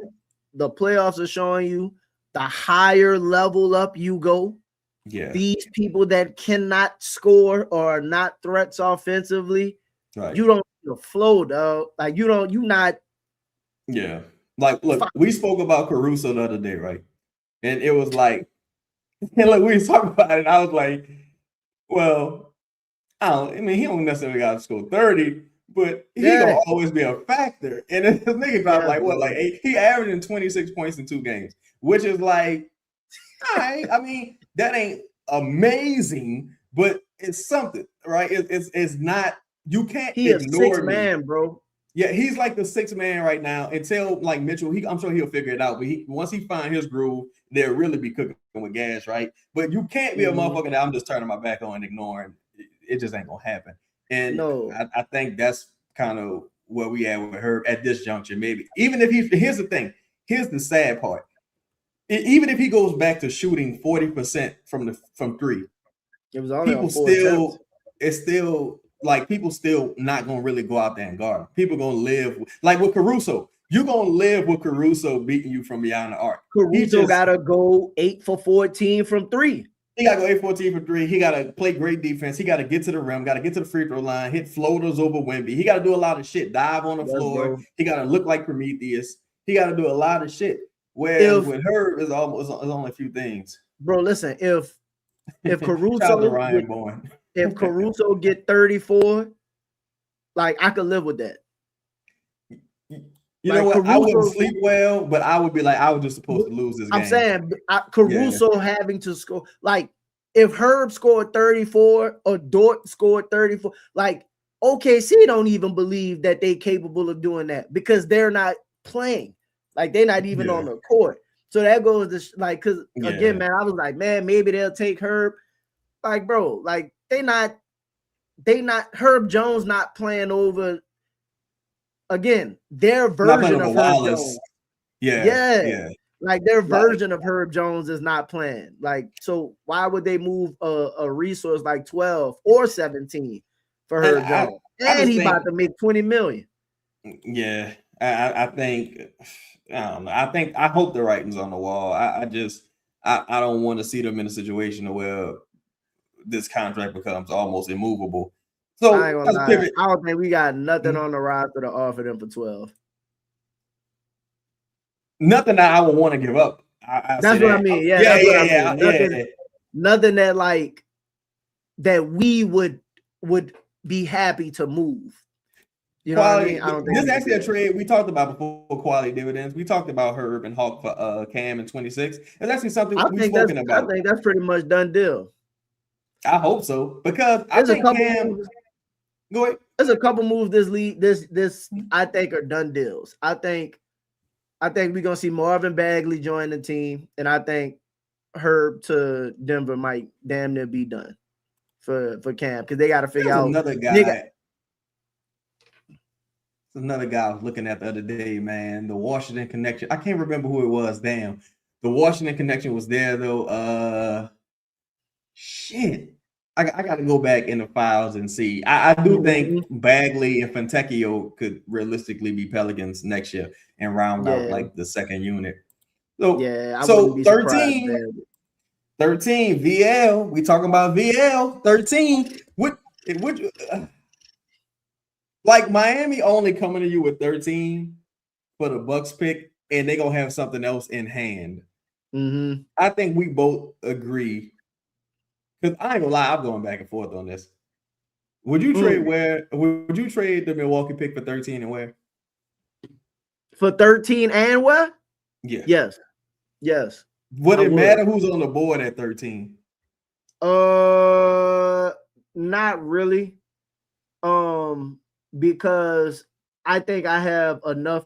No, if I got where, if the Bucks pick was the difference between Milwaukee, like the Bucks pick from us was the difference between Miami getting Giannis and them, I'm holding that pick hostage off the dump. But I'm saying like I would do it for Ware in 13, and I would immediately have Ware, and I would draft Cameron Coffey on the board. Yo, you know what I just thought about too? And I gotta get somebody from Milwaukee on the show, man. We fucking lit then, boy. I gotta get somebody from Milwaukee on the show, son. The people from Milwaukee, because I try to watch everybody's shit, they don't really seem too concerned with next year's pick. Like, it's almost like, oh, wait, we don't got our fucking pick. Like, it's almost like an afterthought to them, right? Or I don't think I think they're gonna compete anyway. Know what I think it is too? I think they figure the Pelicans gonna be so bad that it's a swap. So like, so what if we give up 4 and they get 6? I think they're not really tripping. Like this year, the swap would have been 8 for 10. It's like, who cares? But go ahead. No, you think that they think they're gonna compete? Which is why I don't think their plan would be to tank unless they got the pick back, because that would just, what's the point of hiring Taylor Jenkins? I think, but shit, you know what? You still don't know what your return would be, right? Let's hypothetically speaking, let's say Tyler Hero would have to be a part of this return, right? And let's say you did take that proposed deal of Taylor Jenkins, Jaime, Ware. That's not enough to move Giannis. I just thought about it. We ended up with 13 and Ware, and all you got was. Well, it was 13 Ware and 2, I think, unprotected first. Would you throw in a future first to do that? Would you do like the Bucks pick and like a future protected first for Ware and 13? Well, Kaleo better go his ass back to Krypton. I'm not paying all that motherfucking money for no Kaleo. Look, I like Kaleo Ware, but god damn, what you trying? Yo, shout out to everybody in the building. Make sure y'all hit the people be talking about what attitude too, man, saying that he's not like the most like ideal locker room fit and whatnot. You know what? A lot of people watching the Miami Heat coverage, a lot of people have said things about Khalil Ware, like as far as his pick and roll defense and things of that nature. But also it's like, well, if he was perfect, no one would if he was perfect, they probably wouldn't be interested in trading him, right? Louisiana girls, I hate to say this, but the league isn't looking at the Milwaukee pick like it's gold. I think you guys value it more. If it's truly valued, it would have been traded this past Monday. It's a good point as well. Like for me, go ahead. No, I was just saying, like, why you think so? You seen why I think it's not this past Monday? What was Monday? When was the lottery? I think she might mean generally. Because remember, shit, we traded a pick during the finals, so you could do those things like as soon as now. Part of that is why I'm. Go ahead. No, go ahead. I'm sorry. I can see a world where that pick ultimately just lands in the top 10, but that's the thing too, right? Every draft is different. And if it just lands in the top 10, as long as you're good, if you're the Pelicans, you don't have nothing to worry about. So there's that world. So if I don't know if I would want to give up what presumes to be. She said nothing special happened on Monday. They just held some trade talks. At least they're willing and dealing. Shout out to Louisiana girl. I know Louisiana girl. She don't like all this, social media shit. But I gotta get Louisiana girl on the show one day. But, So, like the prospect of giving up what I believe will be a top 10 pick, right? Which we would not get unless it's what we only get both if they land in the top four. Right? Yeah, well, if it lands in the top 4, we get both. If it lands in the top 10, we get the better of the swap. So does the least one go to the leaser of the picks goes to Atlanta?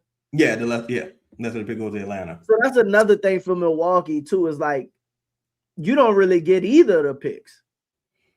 There's a world that exists where you can walk away with no picks if they both land in the top 4. Basically. Man, see, I don't know, bro. That's what I'm thinking. Like, I don't know if I would want to give up a top 10 pick and a future first for 13 and where. Now, if it was just the pick that I think we all presume is going to be top 10, even with the flattened odds, because a lot of people would have to jump the Bucks, and I just don't. It gets to a point where you're so bad, your pick can only drop so far. So even if you have top 8 odds, the lowest you probably could drop is like 9th or 10th, hypothetically, right? So if it projects to be a top 10 pick, I would just do the pick and maybe Herb for Ware and 13. I would do that. I would do that. Would you do a future? But would you add the future first? Because I don't think I'm adding the future first. It would have to be lottery protected. If it's lottery protected, I'd probably consider it to like sweeten that deal. Ideally, again, I prefer doing Herb because Herb probably helps somebody out with salary. We get off the contract and you get the pick. Herb seemed like the perfect Miami Heat player too. I ain't gonna lie. Yeah. Yeah, I do. If it's protected, I think I'd do either one of those deals, to be honest. Louisiana gal said it's not valued because of the potential trade to the lottery rules, and everybody says next year's draft is awful. Milwaukee's also saying they'll try to at least make the play-in next year. They can try. Shit. And look, this year Giannis been playing. They ended up, if things would have went differently toward the end of the year, they could have made a push for the play-in. But like, there's a world that exists where Giannis ain't playing no games. You got a real good coach in Taylor Jenkins, but if you getting Tyler Hero back, who always hurt, and to me, I think you a torn ACL or ankle roll away. Any team is that away from like being. And I also put this into the ether as it pertains to them even trying to be competitive next year. You playing a different Wizards team 4 times this year. Yes. And you're going to be playing a different Indiana Pacers team 4 times as well. Yes. So different Charlotte. You know what I'm saying? You're going to be playing now. It ain't going to be like no motherfucking pushovers like how you might have got the opportunity to play. That's 8 games right there. That's 8 games that you probably could have like dog walked them because they tanking as well. The Jazz not going to be tanking. So that's 2 games. Now you had 10. You feel me? Hopefully the Pelicans ain't just dog shit. So now that's 12 games. So, it can get a little different. And shout out to B. Penton. That's another good point as well. So even if you make the play, you still have the same lottery odds as the 1 through 14. That's the thing, right? Yeah. Like if I'm not mistaken, if I'm not mistaken. So, and that's something I was trying to. Multiple playing teams recently, like teams that don't get in the playoffs. Was it Dallas? Wasn't Dallas 10 to jump to 1? No motherfuckers. Yeah, and then the Spurs jumped to 2. That's some bullshit right there. The league did that. The league did both of them. Look, well, I don't even want to go down that road, though. Yeah, but I'm just saying, Atlanta, when they jumped to 1, was what odds did they have? They was like 11th when they jumped to number 1. I bet they wish they didn't do that. I'm just saying. Do you think? But here's the thing. Now that was not a good draft. No, but that draft still had Klingon, Sarr, Edey. They let Sarr bully his way to Washington. Oh, they was 15 to jump to 1. Boy, if that ain't, I don't even want. But you get what I'm saying? Like, You could. I totally get what you mean. A couple of the times the Pelicans then jumped up and with the one. It's not like you had top odds. You know, this particular draft lottery is one of the first times you saw the teams that had relatively good lottery chances stay in the top 4. You know what I mean? And I think it's supposed to be ratified next week, something along those lines. But see, the one thing that helps the Pelicans a little bit is that team with this new CBA and navigating the aprons. Cheap labor is still going to be like cheap cost controlled labor.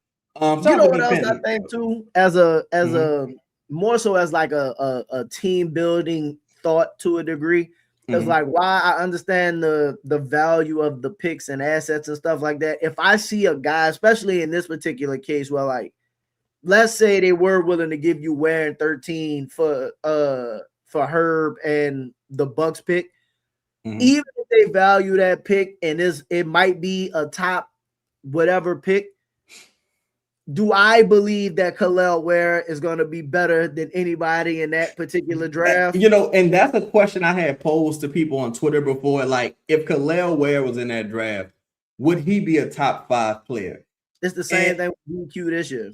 Yeah, and I think less than DQ, because people, of course, like this draft more than next year's draft. Yeah. People were like, yeah, Kel'el Ware would probably be the best player in that draft by far. And if that's the case, then I can not only that, I can sell myself on that, but also being able to sell myself on getting a lottery player here right now where, again, this is the thing. We talking about this team possibly competing right now and may not being able to may not think about rebuilding. At the same time, like you a bad start away from, I think, having to make some decisions moving forward.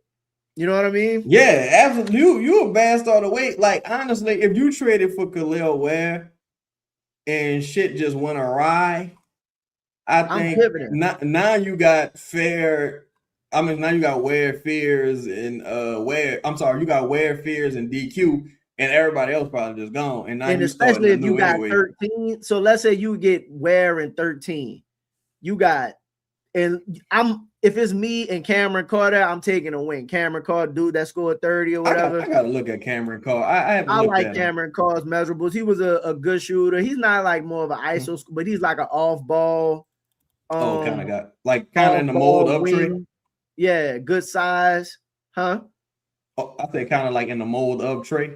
Yeah, not as tall, but athletic as well. But it will put you in it'll put you in a position to be like, all right, I got me a point guard, I got me a young wing, I got two bigs. I fucking pivot if we were awful. Yeah, I think that's certainly something you got to consider. So, say Charlotte, for example, at 14, would you do shit? I would honestly. I'm trading.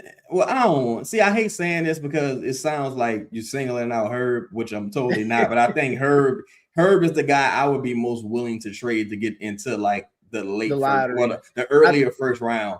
So, if Charlotte wanted Herb for 14, I would trade Herb for Grant Williams in 14. I'd do it. I would do that. I know before I gave like some pushback on that, but the more I think about it, I think I would, just because, and I know this probably sounds like weird to say, but in their own ways, I think if Grant plays, Herb, like Grant can, I saw Bryce give me similar to what Herb was able to deliver, and I think Grant can do some of that. You know what I mean? It don't take much to get a dude to run out there and not make shots. Even if you want to talk about the fucking defense, but I value being able to get up. If this draft is what people say it is, regardless of what me and you think, right? But if this draft has the quality of players that we think, and you could get a good, I think you need at least one more quality young player to like fit with Fears and Queen, like, because even if you look at Zion came in with Nikhil and Jackson, right? But the core of who he technically was paired with is Herb and Trey, who came and even Jose, who came the year after. So like, if I look at it and say, okay, I got in for the Joe Dumars regime, if I got Fears and Queen, and I gotta go next year to get my other guy that really pairs with them. If you look at most teams, that's kind of how it goes. Like those two draft classes kind of back to back are really what your kind of core is. And if this class is supposed to be what they think when last class was better, I'd almost take a chance of, if I got to get off her just to take a swing at a player in this draft, I'd do it. I almost wonder, and we're gonna I guess pivot to Portland and then wrap it up with Memphis. Well, Chicago and then wrap it up with Memphis. I wonder, a part of me wonders if Joe tipped his hand a little bit, because he was speaking about the 25-year-olds and the young guys like being 21 and how their timelines kind of mesh a bit.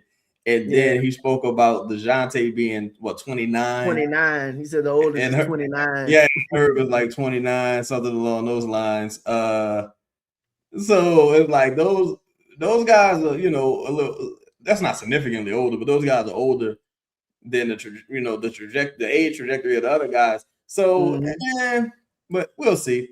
So moving on to Chicago, Bryson Graham. Bryson needs to stop bullshitting and hire Borrego. Or what's I know he won't, though. I hope he does, but I know he won't. Either hire Borrego, his friend Borrego, Bryson, a couple people friends too. I ain't gonna put that out there though. But so, oh boy, y'all don't know how deep the politics run around this bitch. But yeah, so Bryson, my deal. I already said this. Is this right here? Yep. Jalen Smith. And what's that? 15 for Herb Jones. I would love this deal. I'm running to the joint to do that. Hopefully it's something that they can potentially work out. And shout out to Louisiana Gal again. Louisiana Gal got the hot low. She say they want to get a late lottery pick this year. They really like Mara. I've been told the same. Shout out to Mara. They really like Mara Sinek and Ament. I don't understand the Ament thing, but now that you say that, it's Ament grew up in Virginia, about 1.5 hours away from where Troy grew up. That makes sense when you say the relationship is there, as far as like the DMV connection, because I didn't see nothing spectacular about Ament. I think all of those players are gonna be like everything I'm seeing. I think all of those players are like projected to be somewhere in that round. See, she think Bryson would want Eve. I know the last Bulls front office was interested in Eve as well. That's a guy that that's Bryson's first draft pick. Yeah, that's Bryson's guy. First pick at. Now I ain't gonna lie. Not doing it. What's that? 16 for Eve. I know you like Eve. It would depend on how the boy fell. I ain't gonna lie. Mar like more Sinek or Eve? Eve. But I just don't think so.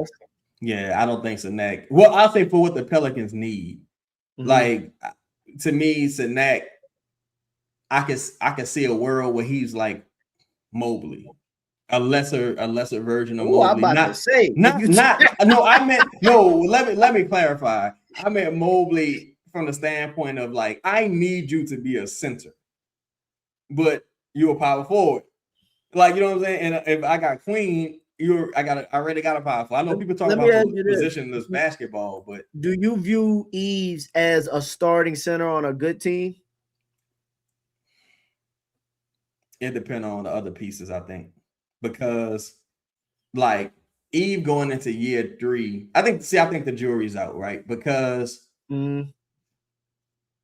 again, we already know how Eve feel about Willie Green. Eve, come on the show, bro, so we can talk about it. We don't gotta talk about Willie Green, but come on the show, Eve. Yeah, I can see a world where he's a starting 5 on a good team. Because I've seen rotating what I would consider all-star caliber bigs, like just solid starters. I've seen them start on good teams. You've seen it this year in Boston. You've seen it a ton of times in Golden State. They've had fucking everybody. I don't think Isaiah Stewart is significantly better than Eve. I just think he's had much better coaches Well, recently, much better coaches the last 2 years. Yeah. Plays his position, probably been playing basketball for a while. I think Eve is a young guy that's fresh to the game and got drafted to a bad shit show of a organization. situation. Yeah, shit show of a situation. Ready to put on weight. I'm gonna do a full breakdown of Eve show. Well, film as well. I've been rewatching Eve's film and stuff, and just kind of like trying to be more open-minded that Eves was a second-year player and a real best, because I thought Borrego didn't do him any favors this year. You know what? I'm sorry to cut you off. I want to say this too, bro. I apologize for cutting you off. Good. People act like Borrego was just playing Eve this whole time. No, Eve was getting fucking DMPs. In the first game, Eve actually played after a while. He got thrown out of the game because he got into a scuffle with Jeremy Grant. Eve is like, people is fucking tripping, dog. Like, Borrego was not playing Eve. Eve was the best option at center all season, and the man was not getting run. And I know Mosley probably like Eve a little bit because Eve was acting an ass against Orlando. But I'm gonna say shout out to Eves, because I went, dog. Listen, I'm telling you, I was watching Willie Green better than Borrego. Fuck that. The numbers would support that. I was watching Eves, like, Willie pretty much played Eves. I don't like some of Willie Green decision making, but he played Eves all rookie season, basically. The numbers bared it out. And then you know what I mean? He had much of an option, but true. But again, he didn't have an option, but you saw the progression throughout the season, similar to what you saw from Fizz to a degree, how they came along throughout the season, to where you thought if you got Eves a full season as the starting guy, by the end of the season, he would look a certain type of way. Like, you know what I mean? He would solidify as the starting center, get more accustomed to playing. No, he only played 20 minutes, like 19 minutes a game, 18 minutes a game, in and out of the lineup. There was some nights where I don't want to even. I'm about to get ready to shit on Borrego if we talk about this. I don't want to turn into a Borrego show, but bro, there was some nights where Eve and Carlo got like 8 minutes. Yes, it's like, cuz, what is you doing? You got a chance to win this game. Yeah, both of them could be having like a solid game. And they just don't get run. They don't get fucking Herb. Dog, listen, so with that being the conversation, I don't think I would do 16 for Eves right now. Well, it would be 15, but I wouldn't do it unless if Mara was there, maybe. But if somehow Mara was there, 15 maybe. But like, other than that, nah, I don't think I'd do it. To me, there's more worlds. They do have other centers also in this draft. That's but I don't think so. I do think you get to a point where it's like, you kind of get to a point where you like, is this motherfucker that much better than just picking in the second round? Like, if I just need a big like Hulk body or something along those lines, like, to me, Eve's biggest issue, perimeter defense was solid. I seen a matchup on Anthony Edwards a couple times, and like, hold his own, and I was like, damn, that's impressive. In fact, I think the Pelicans might have won one of those games. Defensive rebounding gotta be better, of course. That's going to come with adding strength and technique. But I still think you got to trade for a starting center anyway. Yeah, I still think you need a bona fide defensive rebounding rim deterrent big, no matter what. Also, rebounding more than rim deterrent. But I also look at, Phoenix. Phoenix had Mark Williams, Kevin Malawat, and somebody else. And this is like, you mean to tell me this motherfucker couldn't even get on the court, and he was pick 8 or something along those lines? None of them. So it's like Mark Williams probably grades out. Where was he picked? Wasn't he like pick 4 or something like that? He was a high pick in that draft. Yeah. So it's like, to me, I would rather roll the dice on Eve going into year 3 than just trade it for pick 16 and not necessarily know what I'm getting with that. And I would want to, Herb is a different story because Eve's on a rookie scale deal, so I wouldn't really trip too much. You coming up to that Herb, the Eve's extension, but I don't think it's gonna cost you too much either way. Nah, I don't think. I don't even. I mean, I hope if he plays himself into a full MLE, that would be awesome. But I don't even think they at that point yet, to be honest. Nuh-uh. He hasn't done enough. Last one. Memphis at 16. Would you do? Because I wouldn't do this. But if it was, I don't think I would do this. But would you? Let's say I might have it on here.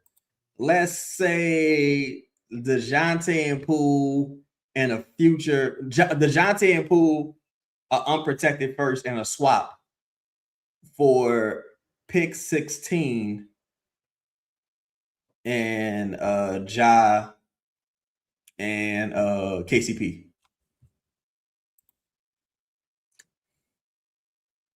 Ja, KCP, 16 for DeJounte Poole, an unprotected first. One unprotected first and a future swap. Well, one future unprotected first and a future swap.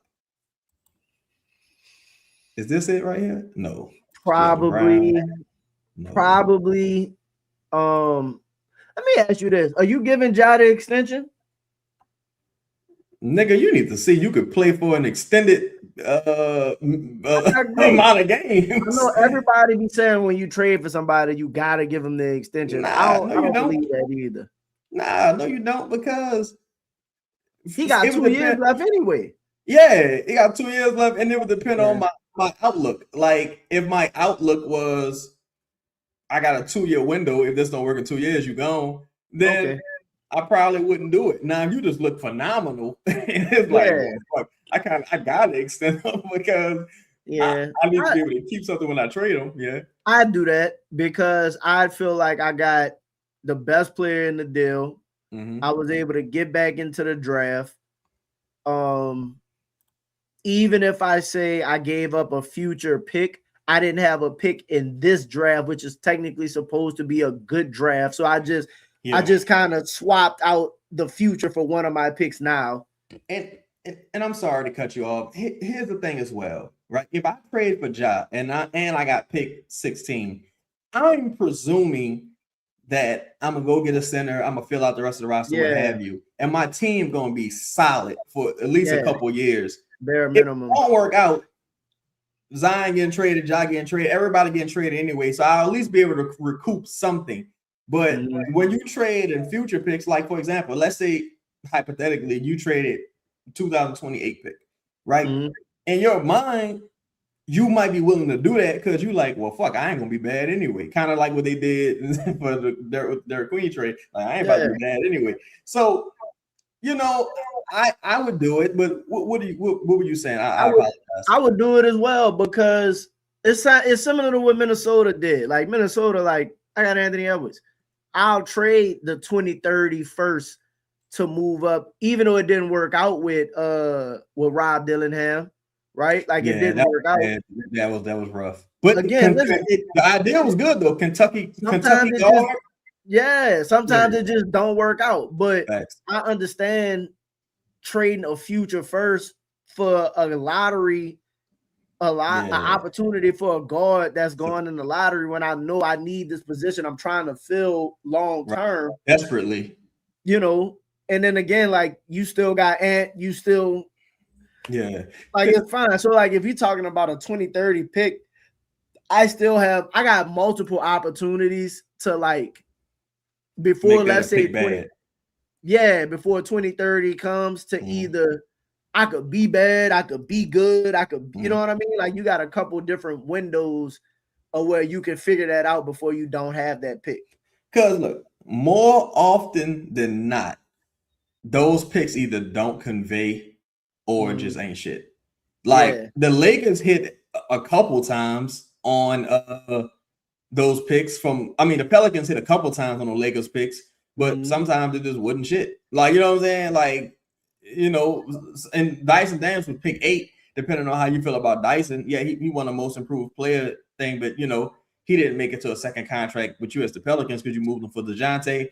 And I think even now the Hawks probably got some buyer's remorse on that extension. Yo, shout out to everybody in the building. We got like 100 people in the building. Hit the like button for me, y'all. We appreciate all y'all rocking with us. To Louisiana, that point right there. To Louisiana, I think he get the Zion extension, honestly. I do think Zion get his extension. I think he's gonna get it this year. Oh, my bad. No, I was saying I think Zion and Ja would get the same type of extension. I would tie their years together and everything. Yo, okay, I got you. Close to the same money. Close to the same money, same extension. I would tie their years together and everything. I think Joe, to the point she made, they have a 2-3 year window. Yeah. Like, that's kind of part of what I got going on. Like, my thought process is, dog, I don't give a fuck about 2030. Like, I need to be good, or I need to start seeing some results within, like, Jamal Mosley gonna have 2 to 3 years. Like, yeah, Spears and Queen, John, Trey, like this iteration of the team only got a couple seasons for you to kind of start figuring it out. Like you already 1 year in. You know what I mean? Mm-hmm. Like you want, even if that year was you get the mulligan on the season, you still only have a couple more seasons to truly turn it. Like you can't afford to just be bad or not. Like that's what Fears and Queen kind of buy you a year right now. But even if they bought you a year, Z and Trey kind of take a year off of that. Like, you know what I mean? Like you still kind of battling even. I do that deal though. And I think too, figuring it out looks different to people, right? Because for example, the Pistons, there's a world where the Pistons are not good next year. That's that world exists. Yes. Because not saying that they won't be, but the windows are very small. Like how shit go from season to season, unless you got a motherfucking stud, like a Hall of Famer, you generally don't know how each season is going to play out. Like think about how if Cade, obviously you don't wish none of this stuff happened, but look at the Pelicans, dog. We were a 1 seed and then Z lost the hamstring. If Cade take a month to get hurt and is down for a month or two, like they did well without Cade this year because Bickerstaff is great. But let's say, hypothetically speaking, this probably won't be the case. But hypothetically speaking, let's say the real Jalen Duren is the mix between what we've seen in the playoffs and the rest of his career versus what we saw during this regular season. If Jalen Duren is just okay. Like, let's say he's good. He's just good going into the season. Tobias Harris is a free agent. If I'm not mistaken. I think he walks. Malik Beasley, I don't know what the fuck gonna happen. Malik Beasley been gone. Yeah, Duncan Robinson is coming back. Got a couple guys away. It's just like, let's say Holland, for example. Let's say Holland never really figures out the offense. Asar don't figure out the shooting. Like there's a realistic world where they're just like a cool team next year, but they're not like in contention for nothing serious. You could do similar to what Houston did and say, man, we are not Kevin Durant per se, but we are Kawhi away. Yo, it's funny you say that. I got one of them questions started. Go ahead, my bad. Yep. You could say we are Kawhi away, and then your team take a step back. Houston was a 2 seed, lost in the first round. I heard Jalen Duren was injured, actually. I heard he was dealing with an injury and some other things. But go ahead. Yeah, like Houston took a step back realistically. That's the thing. Like nobody, unless it was like a blatant injury, nobody, they're not gonna give you the benefit of doubt in the public media. But like, and that's the fucked up part. It's like you were dealing with a hamstring and nobody know about it. People gonna just say you dropped the ball, sadly. And that's also part of like the NBA narrative. Like people get hurt, and then when you get hurt, your window is closed. Like, like if DiVincenzo don't get hurt, who knows what happens with? I'm not saying they win, but I'm just if Ant wasn't even supposed to play, so you don't know what. If Ant, Ayo, and DiVincenzo was all healthy, I don't know what happened in that series, honestly, because they had some close games, bro. But all we know is, listen, all they know right now is the Spurs is by far the best team. I've seen Wemby hurt every season so far, other than this season. Yeah. That's kind of how shit go, right? It's like that's what I think. No, to some Sacramento was the fucking 3 seed a couple seasons ago with De'Aaron Fox because they just so happened to be one of the healthier teams in the league. Lost in the first round, ain't been back to the playoffs since. Grand opening, grand closing with that shit. Yo, shout out to everybody in the building, man. Make sure y'all hit the like button, subscribe. We're going to get to some of the start questions, man. Then we're gonna get out of here. Yeah, some fire questions too. Basketball. Shout out to basketball. Basketball. I know he. I don't know if basketball a Raptors fan or a Brandon Ingram fan, but he always in here showing support. He said Brandon Ingram for trade.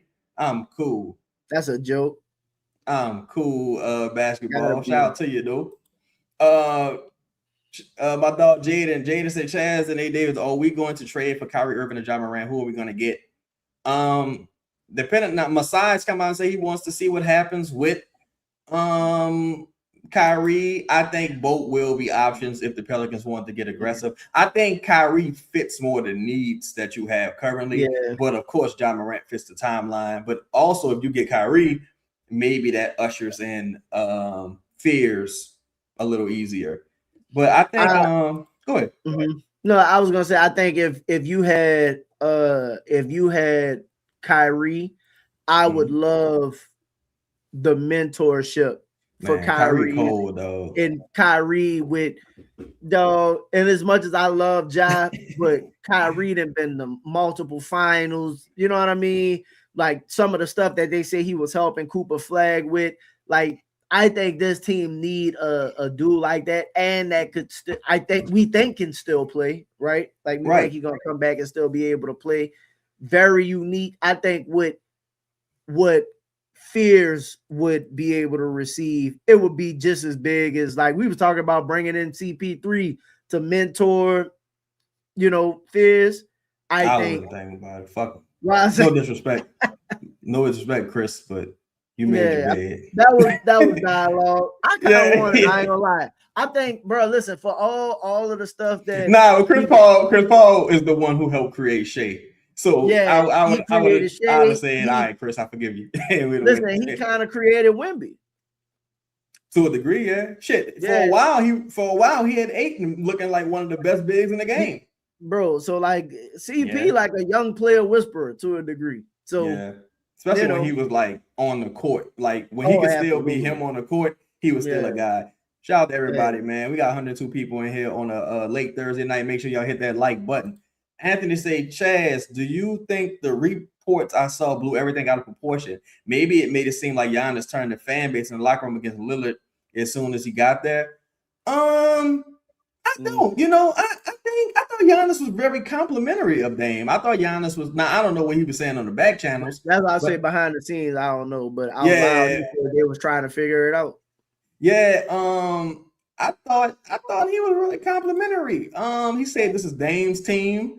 Now I wonder if that was a way for a motherfucker about hey, if something go wrong, this is on him. But at that point, Giannis had already won a ring. Giannis had no pressure at all. The Bucks had all the pressure. When Dame got there before like the injuries, they were struggling, but Dame was still Dame. Dame was still Dame. Yeah. Because Giannis had got hurt before Dame, if I'm not mistaken. Dame was out there in the playoffs carrying. And that was like 2 seasons in a row. I think Giannis had got hurt in the postseason. If I'm not mistaken. Giannis really only had one exemplary postseason. Like looking at everything.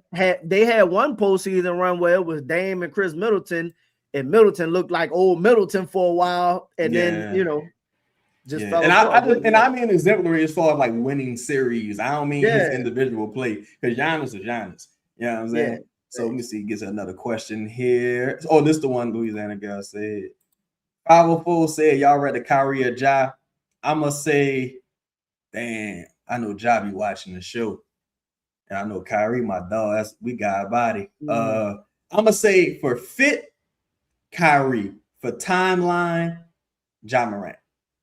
I would say, honestly, I like Kyrie, but I would take Ja just because I think I want first off, entertainment value. Not saying that Kyrie wouldn't be. Yeah, I just said, and the ceiling just seemed like it could be higher. And I want to trigger Zion. Who you think easier to get? Ja. I think Ja. Too. Yeah, because ain't nobody came out and said we want to see Ja next shit. Like nobody came out and said Ja be in the city. Yeah, Ja be in the city. Ja be in the city doing this thing. Shout out to Ja, man. We appreciate all the charity stuff that Ja do for the kids in the city, man. Shout out to him in this camp.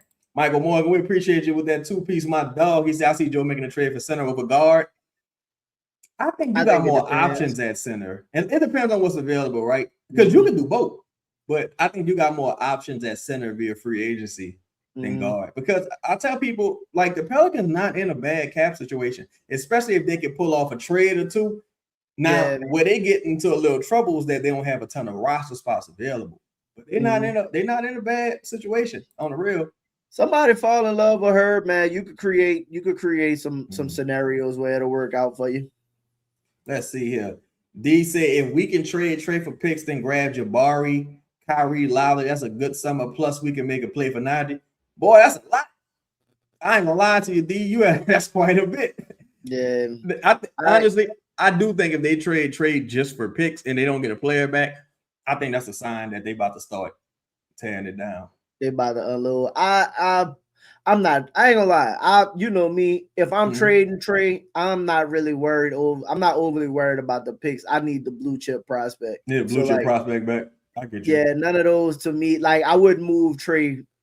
I wouldn't just move Trey for 5 picks. I wouldn't just move Trey for rotational pieces. Like I'm not doing that. Like if I'm moving Trey is for, again, we see Brooklyn get they traded a bunch of picks. Shit ain't the same amount of nothing. And the thing too with them picks, if you don't land Jason Tatum and Jaylen Brown like the Celtics did from Brooklyn, and you end up drafting a bunch of mediocre motherfuckers. Really, once you get all them picks are more valuable before you have to draft a player. Unless I'm trading for players. You got now you like trading picks for players. Really, like the Pelicans might never draft anyone with a Milwaukee pick ever. And they had 3-4 of them bitches at this 3 of them. They might end up never drafting a motherfucker with a Milwaukee pick. It's crazy. The quality dividends say, I think Poole may be underrated as an asset, being a large expiring contract. Got to target teams trying to shed salary and extra years of salary. Yeah, I think it's what teams like the Kings come in. Teams like the Grizzlies. Again, if go ahead. I'm sorry. Now I'm about to say if DeJounte would agree to opt out, I think you'd be in great shape going into next year. If he was like, all right, I'm gonna agree to opt out for an extension, and that would help like trade Poole and him in one swoop. But what you about to say? Nah, I was wondering, do you think Poole starts the season on the team? I think it's a good chance he does, but I also think you got too many non-defensive players on the team. Like too many. Like even with DeJounte, I think DeJounte, of course, I think he's better defensively than Poole, of course. But DeJounte's so turnover prone, it kind of offsets the whole point of playing good defense. And Herb's taking a few steps back, but he's such a liability. But defensively, he's still solid, but he's such a liability on offense. It offsets the point of playing defense because now you're defending yourself. I think they do look to upgrade those guys with two-way players. I think Poole, I think really only teams I can really imagine being in the market for Poole would be a team like Denver, if you was taking back Christian Bond, a team like Sacramento, if you was taking Levine or Levine's expiring too. Sabonis more than Levine. I had turned back around. I said, maybe, man, all fingers starting to point back to Sabonis. Look, or maybe Orlando for Suggs. Suggs had an awful year, and he got to be one of Mosley friends, but he got a lot of years left on that contract, boy. I don't know, man. Listening to I would probably consider that, though. I would probably consider that, but if you would have to take Herb with him. I can't have Suggs and Herb because now I'm in the same spot I was in as Orlando. Like, none of these motherfuckers can shoot. Yeah. So, With the chance he starts the season on the team. Louisiana gets the Pistons are allegedly open to sending 3 firsts plus a young player, not a star for Trey. That's the thing with the Pistons too. Pistons don't really have no blue chip talent neither, aside from Asar. Like Highland was getting DNPs. He has no offensive game. And I almost was like, the Trajan like Herb, would he be willing to do like a first in Highland for Herb and like match maybe like Stewart and Highland for Herb and Hawkins? No picks. I don't even know if I would do that. No, the more I look at Detroit and I think about they pick, like people be throwing out the picks and stuff like that. I just don't know. Again, I don't know what the odds are gonna do to the value of picks moving forward, but I just don't believe that Joe Doom, not that they wouldn't move players for picks, but I just don't believe that their goal is gonna just be acquire a ton of picks because they're not truly in a rebuild. And then if you do more, not that this deal won't happen, but it's like I'm giving you Trey. You was just a number 1 seed. The fuck I'm gonna do with your picks? Yeah, like you know what I'm saying. I can't give them away to nobody. Yeah, it just ain't gonna hold. And I just made you better. 5 posted any word on the rest of the coaching staff. I haven't heard anything pertaining to the rest of the staff at this point. Borrego being just waiting. Yeah, Borrego being quote unquote in the running for the Chicago job. I don't know if that's just a favor because he get a lot of favors done. I think he's pretty much 86th. I could see a world where some of the names or one of the names that was mentioned in the coaching search comes on board. Again, Terry Stotts was just let go. Stackhouse. I think now that they didn't hire Mosley, they kind of like we're on to the next. They're not in like a rush to fill out the staff. And that's if they don't really got some people kind of already in the wings. Yeah. So I think they kind of have an idea who's going to fill the staff. But I think again, man, I don't think they're in a rush to do anything. I think they're worrying about the draft and potential trades. And like, I think they're now focusing on the roster. They got their guy in place. If something from a coaching staff standpoint, like jumps out, then they might make a move, but I don't know. It all feels strategic to me. Everything feels strategic to me. The way that they've gone about doing things, I don't think they're in a rush to like put the staff together. At this point, you really don't have to because there's only so many jobs really available, unless you had an assistant you was just in love with. Also, I don't know if the wealthy shout to the wealthy few. He said Mosley was courtside at the Knicks game tonight. Shout out to Mosley, man. I hope the guys start getting a good time, man. That new money. I hope the guys start getting them new teammates with them new players with you. Yeah, that's what I was about to say. I hope the guys start hanging out with them, building that rapport. Even though I don't really mean shit if the results don't say the same. Quality dividends. Huh? Oh yeah, the Cleveland, they should be totally discouraged moving forward. They had a golden opportunity. They fucked off. Quality dividends say, would y'all trade for Embiid if the Sixers were set on moving him from his contract? I would need like 2 firsts to take Embiid contract. Yeah. I would need a lot to take Embiid. I ain't gonna lie, because Embiid, I don't have a contract. You would have to take something I really just didn't want. Like it would have to be like DeJounte and Herb, and you give me Embiid and like a couple firsts. Because Embiid got like 3 years left on that contract, something like that. Mil. He don't play. This nigga don't play at all. That's sad, boy. And you gotta he's still so good when he play. You gotta run the offense through him when he available. He just it's sad. Shout out to Joel, man. Quality dividends that Ware should be the number 1 target for the Pelicans offseason, especially if Miami is trading for Giannis to get in there as a third team. Yeah, I think we both agree, right? I think that's still my number 1 target. Again, I'm more so open to moving that Miami pick, the Milwaukee pick for him, simply on the strength of he might end up still being the best player in said draft. Yeah, I can see that as well. And you still would have your pick, right? No. So you wouldn't have no pick next season if you move the Milwaukee pick? If I'm not mistaken, because you traded the worser of it. Okay, so Milwaukee to and it, then so you'd have another. I'd be Atlanta. willing to go. I'd be willing to do that for Wes. Fair enough. I mean, it gets to the point where you can't have 3 and 4 rookies on the team anyway. Like it kind of does get to that point. And Wemby, Chet, Klingon, fucking what other centers they got? Edie. Like when you start listing the centers in the Western Conference, like Jaren Jackson Jr. for whatever you feel about Jaren Jackson, Lord, like you need a 7-footer. Like you need a true 7-footer with some upside. And some people say Ware's like 7'2", for real. He like 7'2". I mean, you see the game. I'm gonna say no. I'm gonna say no. I'm leaving Porter where the fuck he at. I don't know what happened to him. That's why I say Masai some bullshit, to be honest. Yeah, I can't do it. I wouldn't take Patrick Williams' contract neither. Nah, I'm not trying to get no bad money.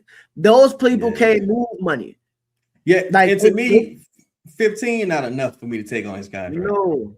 And because I got to give you salary as well. It would have to be something like, I don't know. Like, again, it would have to be Herb and 15, but I still would like to take Pat. Like to take Pat, I need Matas. Yeah, like, I need something crazy. I need Matas to take Pat. Like because especially I'm like, look, next year, Herb money goes up, but I got $34 million. No, I got $42 million falling off the books next year. Yeah. I ain't gotta take on some shit like this just to get 16. Like, you gotta really make it worth my while. Maysdale, what kind of roster y'all building for Mosley? I think if the Pelicans could be middle of the pack defensively, I'm not selling all out for no fucking defensive team, dog.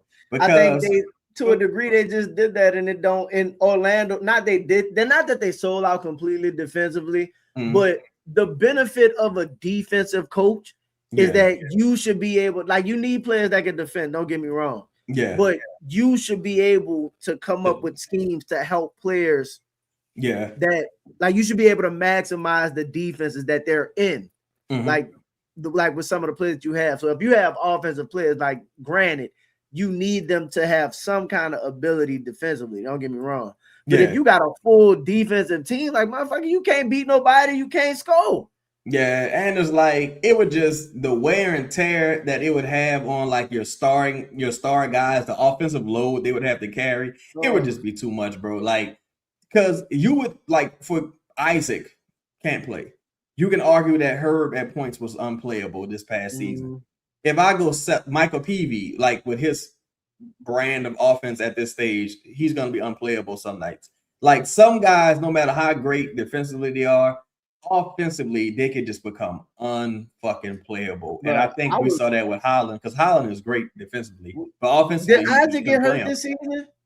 Who? Did Jonathan Isaac get hurt this season? Because I think the better question would be if he was healthy at all this season. I was looking, bro. This dude, like 2 years ago, I think it was. You saw Isaac. He was looking all right. Yeah, he was looking all right, bro.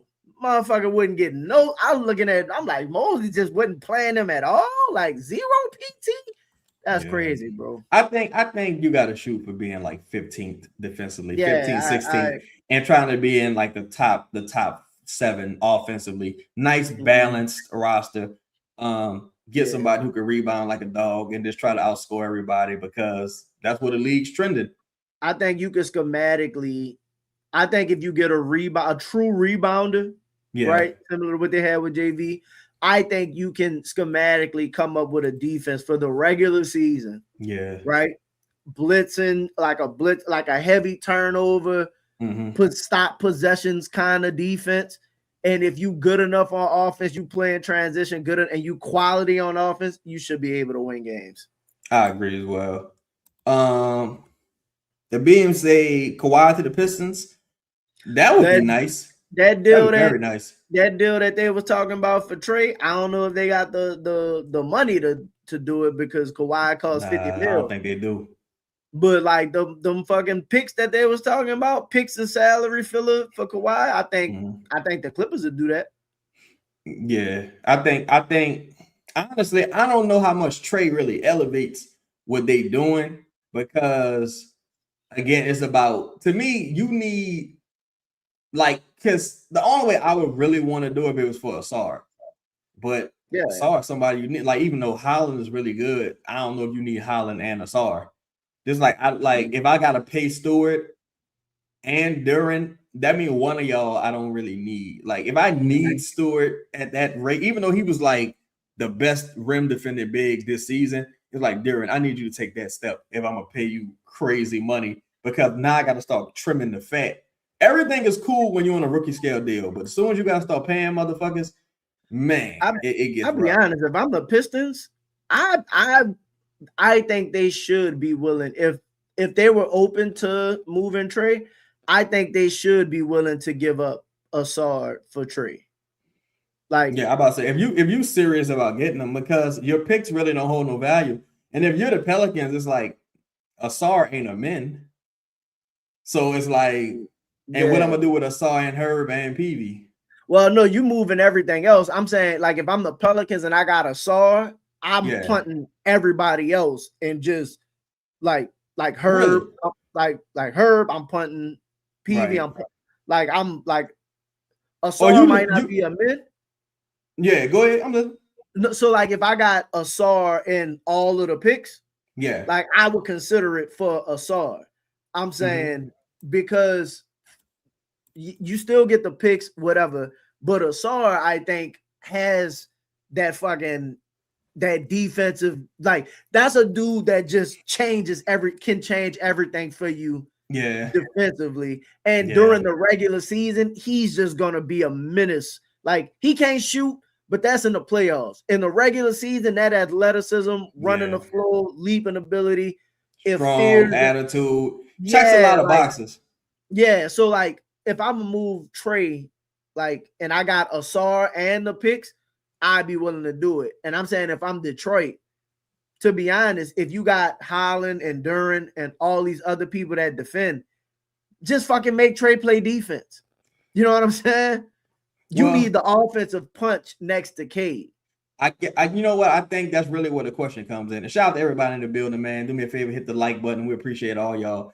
The question comes in is like, do I value 20 plus points a season or some really excellent defense?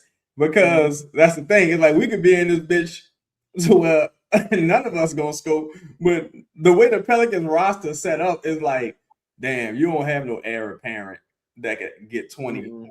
Whereas I got a person that could give me at least 50% of what Asar could give me defensively, like 50 to 75%. I got a couple guys right now, but it's like, just like, fuck, no one on this team. I'm not saying I do it if I'm the Pelicans. I'm saying if Detroit, no, I'm just saying generally. I'm saying generally, just from a team building philosophy, it's like, because even if it was like Holland, for example, if it was like Holland for, I'm trying to think, let's say Holland for Sadiq Bey, right? It's like, I could draft a motherfucking second round, do what Holland do. And he was Mike Peavy could probably do what Holland do. Yeah, and it's like, you making was he the fifth pick? You making fifth pick money. You make more money than Sadiq Bey. And you don't have a chance in hell today, as it currently stands. Consistently scoring 20 or 30. You can't score fucking 15. You ain't gonna get ain't like get 12. You still, that's why I'm like, damn, you're gonna be off the court a lot of times at the end of the game. I gotta sub you in and out the fucking lineup a lot of times. So it is get tough. So I think you start to see more trades that include multiple players instead of a bunch of picks moving around. So too with the CBA, I think people are going to value the picks a lot more because with that cheap labor. Not the cheap labor, and you get every season, even if you make the plan, you're talking about, I got an opportunity of jumping in the draft. Yeah. Like, I'm not moving the picks, bro. Yeah. B-Pen, so y'all think Ware only worked one first? Yep. I do. Like, you got too much going on with your coach. He ain't done enough. He ain't like, as much as I like him, he ain't done enough. Say heard from Max Strus and Jalen Tyson. I would do that, I think. I gotta look at their contract. I look at Stru's contract, but I don't think Cleveland can aggregate salaries. I also don't think Cleveland will want Herb because they got Keon Ellis, and Keon Ellis getting DMPs. Yeah. So they don't really. Yeah. And you got Dean Wade. It's just they can't score. Like their problem is they can't score. So same thing with Detroit. It's like, why I need Herb? I can't score is my issue. That's why a team like Charlotte would make a lot of sense because they don't got no problem scoring. They just can't stop nobody. I do Herb for Strus right now though. Strus got 1 year at 16 mil. I probably would do that. I would prefer to have a pick as well though. Yeah, I do that. Just because I'm like, I can't like. Again, like I would want the cap space, but it's not a large enough drop off in cap space without a first for me. Like I would need a pick as well. I think. If I did it, I look at it as like not saying he defends as well, but he's significantly better shooter, veteran guy, expiring. Like I consider it. I'd do it 1 for 1. Be honest. Thinking. I would probably do it. Like gun to my head, I'm probably doing it. Like there's no more deals on the table. All right, can I get a couple seconds at least? I view it. And Strus is not Sadiq Bey. But I look at what is 30. He's 30. Well, fuck Herb about 30. But it's the 1 year. It's the 1 year deal for me. Yeah. It's the 1 year deal, and you need bro. You got to do something to get some shooting. Yeah. He shot 40% from 3. Yeah. He averages about. He has no rebounds in Herb. He has 5 rebounds. So what we talking about? You see what I'm saying, bro? That's really a shame, though. Like that. Come on, bro. Motherfucker, I don't even want to go there, bro. Like, damn, he ain't played all this year. This motherfucker played 12 games this year. Who? Strus always hurt. Looking at his games played the last few years, this motherfucker always banged up. I would consider it. So, but again, if you talk about some shooting and you getting off the contract before kicking to that 20 million, you shoot about 38% from 3. 38-40%. I probably would do it. Especially if he was gonna play. Because fuck Herb missed games too now. Joel Holmes say if we get Ja, who comes off the bench, Trey or Fierce? Fierce. He already off the bench. He off the bench for fucking DeJounte. Yeah. And that one's more debatable, but that's more of a seniority thing, probably. Yeah, he coming off the bench next year for sure, starting the season. Dexter, what's the deal? He say, Chaz, do you think Dumas will go out and acquire shooters this offseason? Absolutely. Yes. I hope nobody outbid us for Fontecchio and we gotta fuck around and give him 10 million and no shit like that. But I definitely think the relationship with Weaver and Fontecchio is there. I think Gillespie gonna be out of the question. You know what I'm saying? Gillespie gonna get too much money. I'm interested to see what they do as far as the shooting aspect because that's not gonna be an eternal growth thing neither. You gotta hire some marksmen. Yeah, if you bring in at least, honestly, you could bring in 1. But if you bring in 2 people that can shoot, 1 via free agency, bring in a 2-way guy, let Trey Alexander go on about his business. But like bringing a 2-way guy, I think you'll be all right. Second rounder, I think you'll be all right. Like use that second. I got a second round pick show coming up too, but maybe use that second round pick to get the best rebounder or best shooter that no one knows or cares about. Because you'll have Trey in theory. You'll have Sadiq Bey, who's a solid shooter. McGowan's was solid. Yes. Just need 1 or 2 more. Fierce started coming along with his shooting. Yeah, Fierce started coming along. You got to make Carlo take more shots. Oh my God, bro. I don't know if we're gonna be able to get to it tonight, the Eves Carlo thing, but that's one of the things I was talking about with Carlo, bro. He just his development is taking more. Yeah, honestly, I wouldn't ask him to do nothing else. Like, bro, all I need you to do is run and shoot. You run, dunk, and shoot. Everything else. I love what Carlo does. More of what's good, bro. More of that and just shoot more of the open shots. Yo, I'm with you, bro. Carlo has improved every year, especially with that corner 3. Like I think Carlo was shooting what, like 40% from the field, from beyond the arc, if I'm not mistaken, something along those lines, but on like one attempt.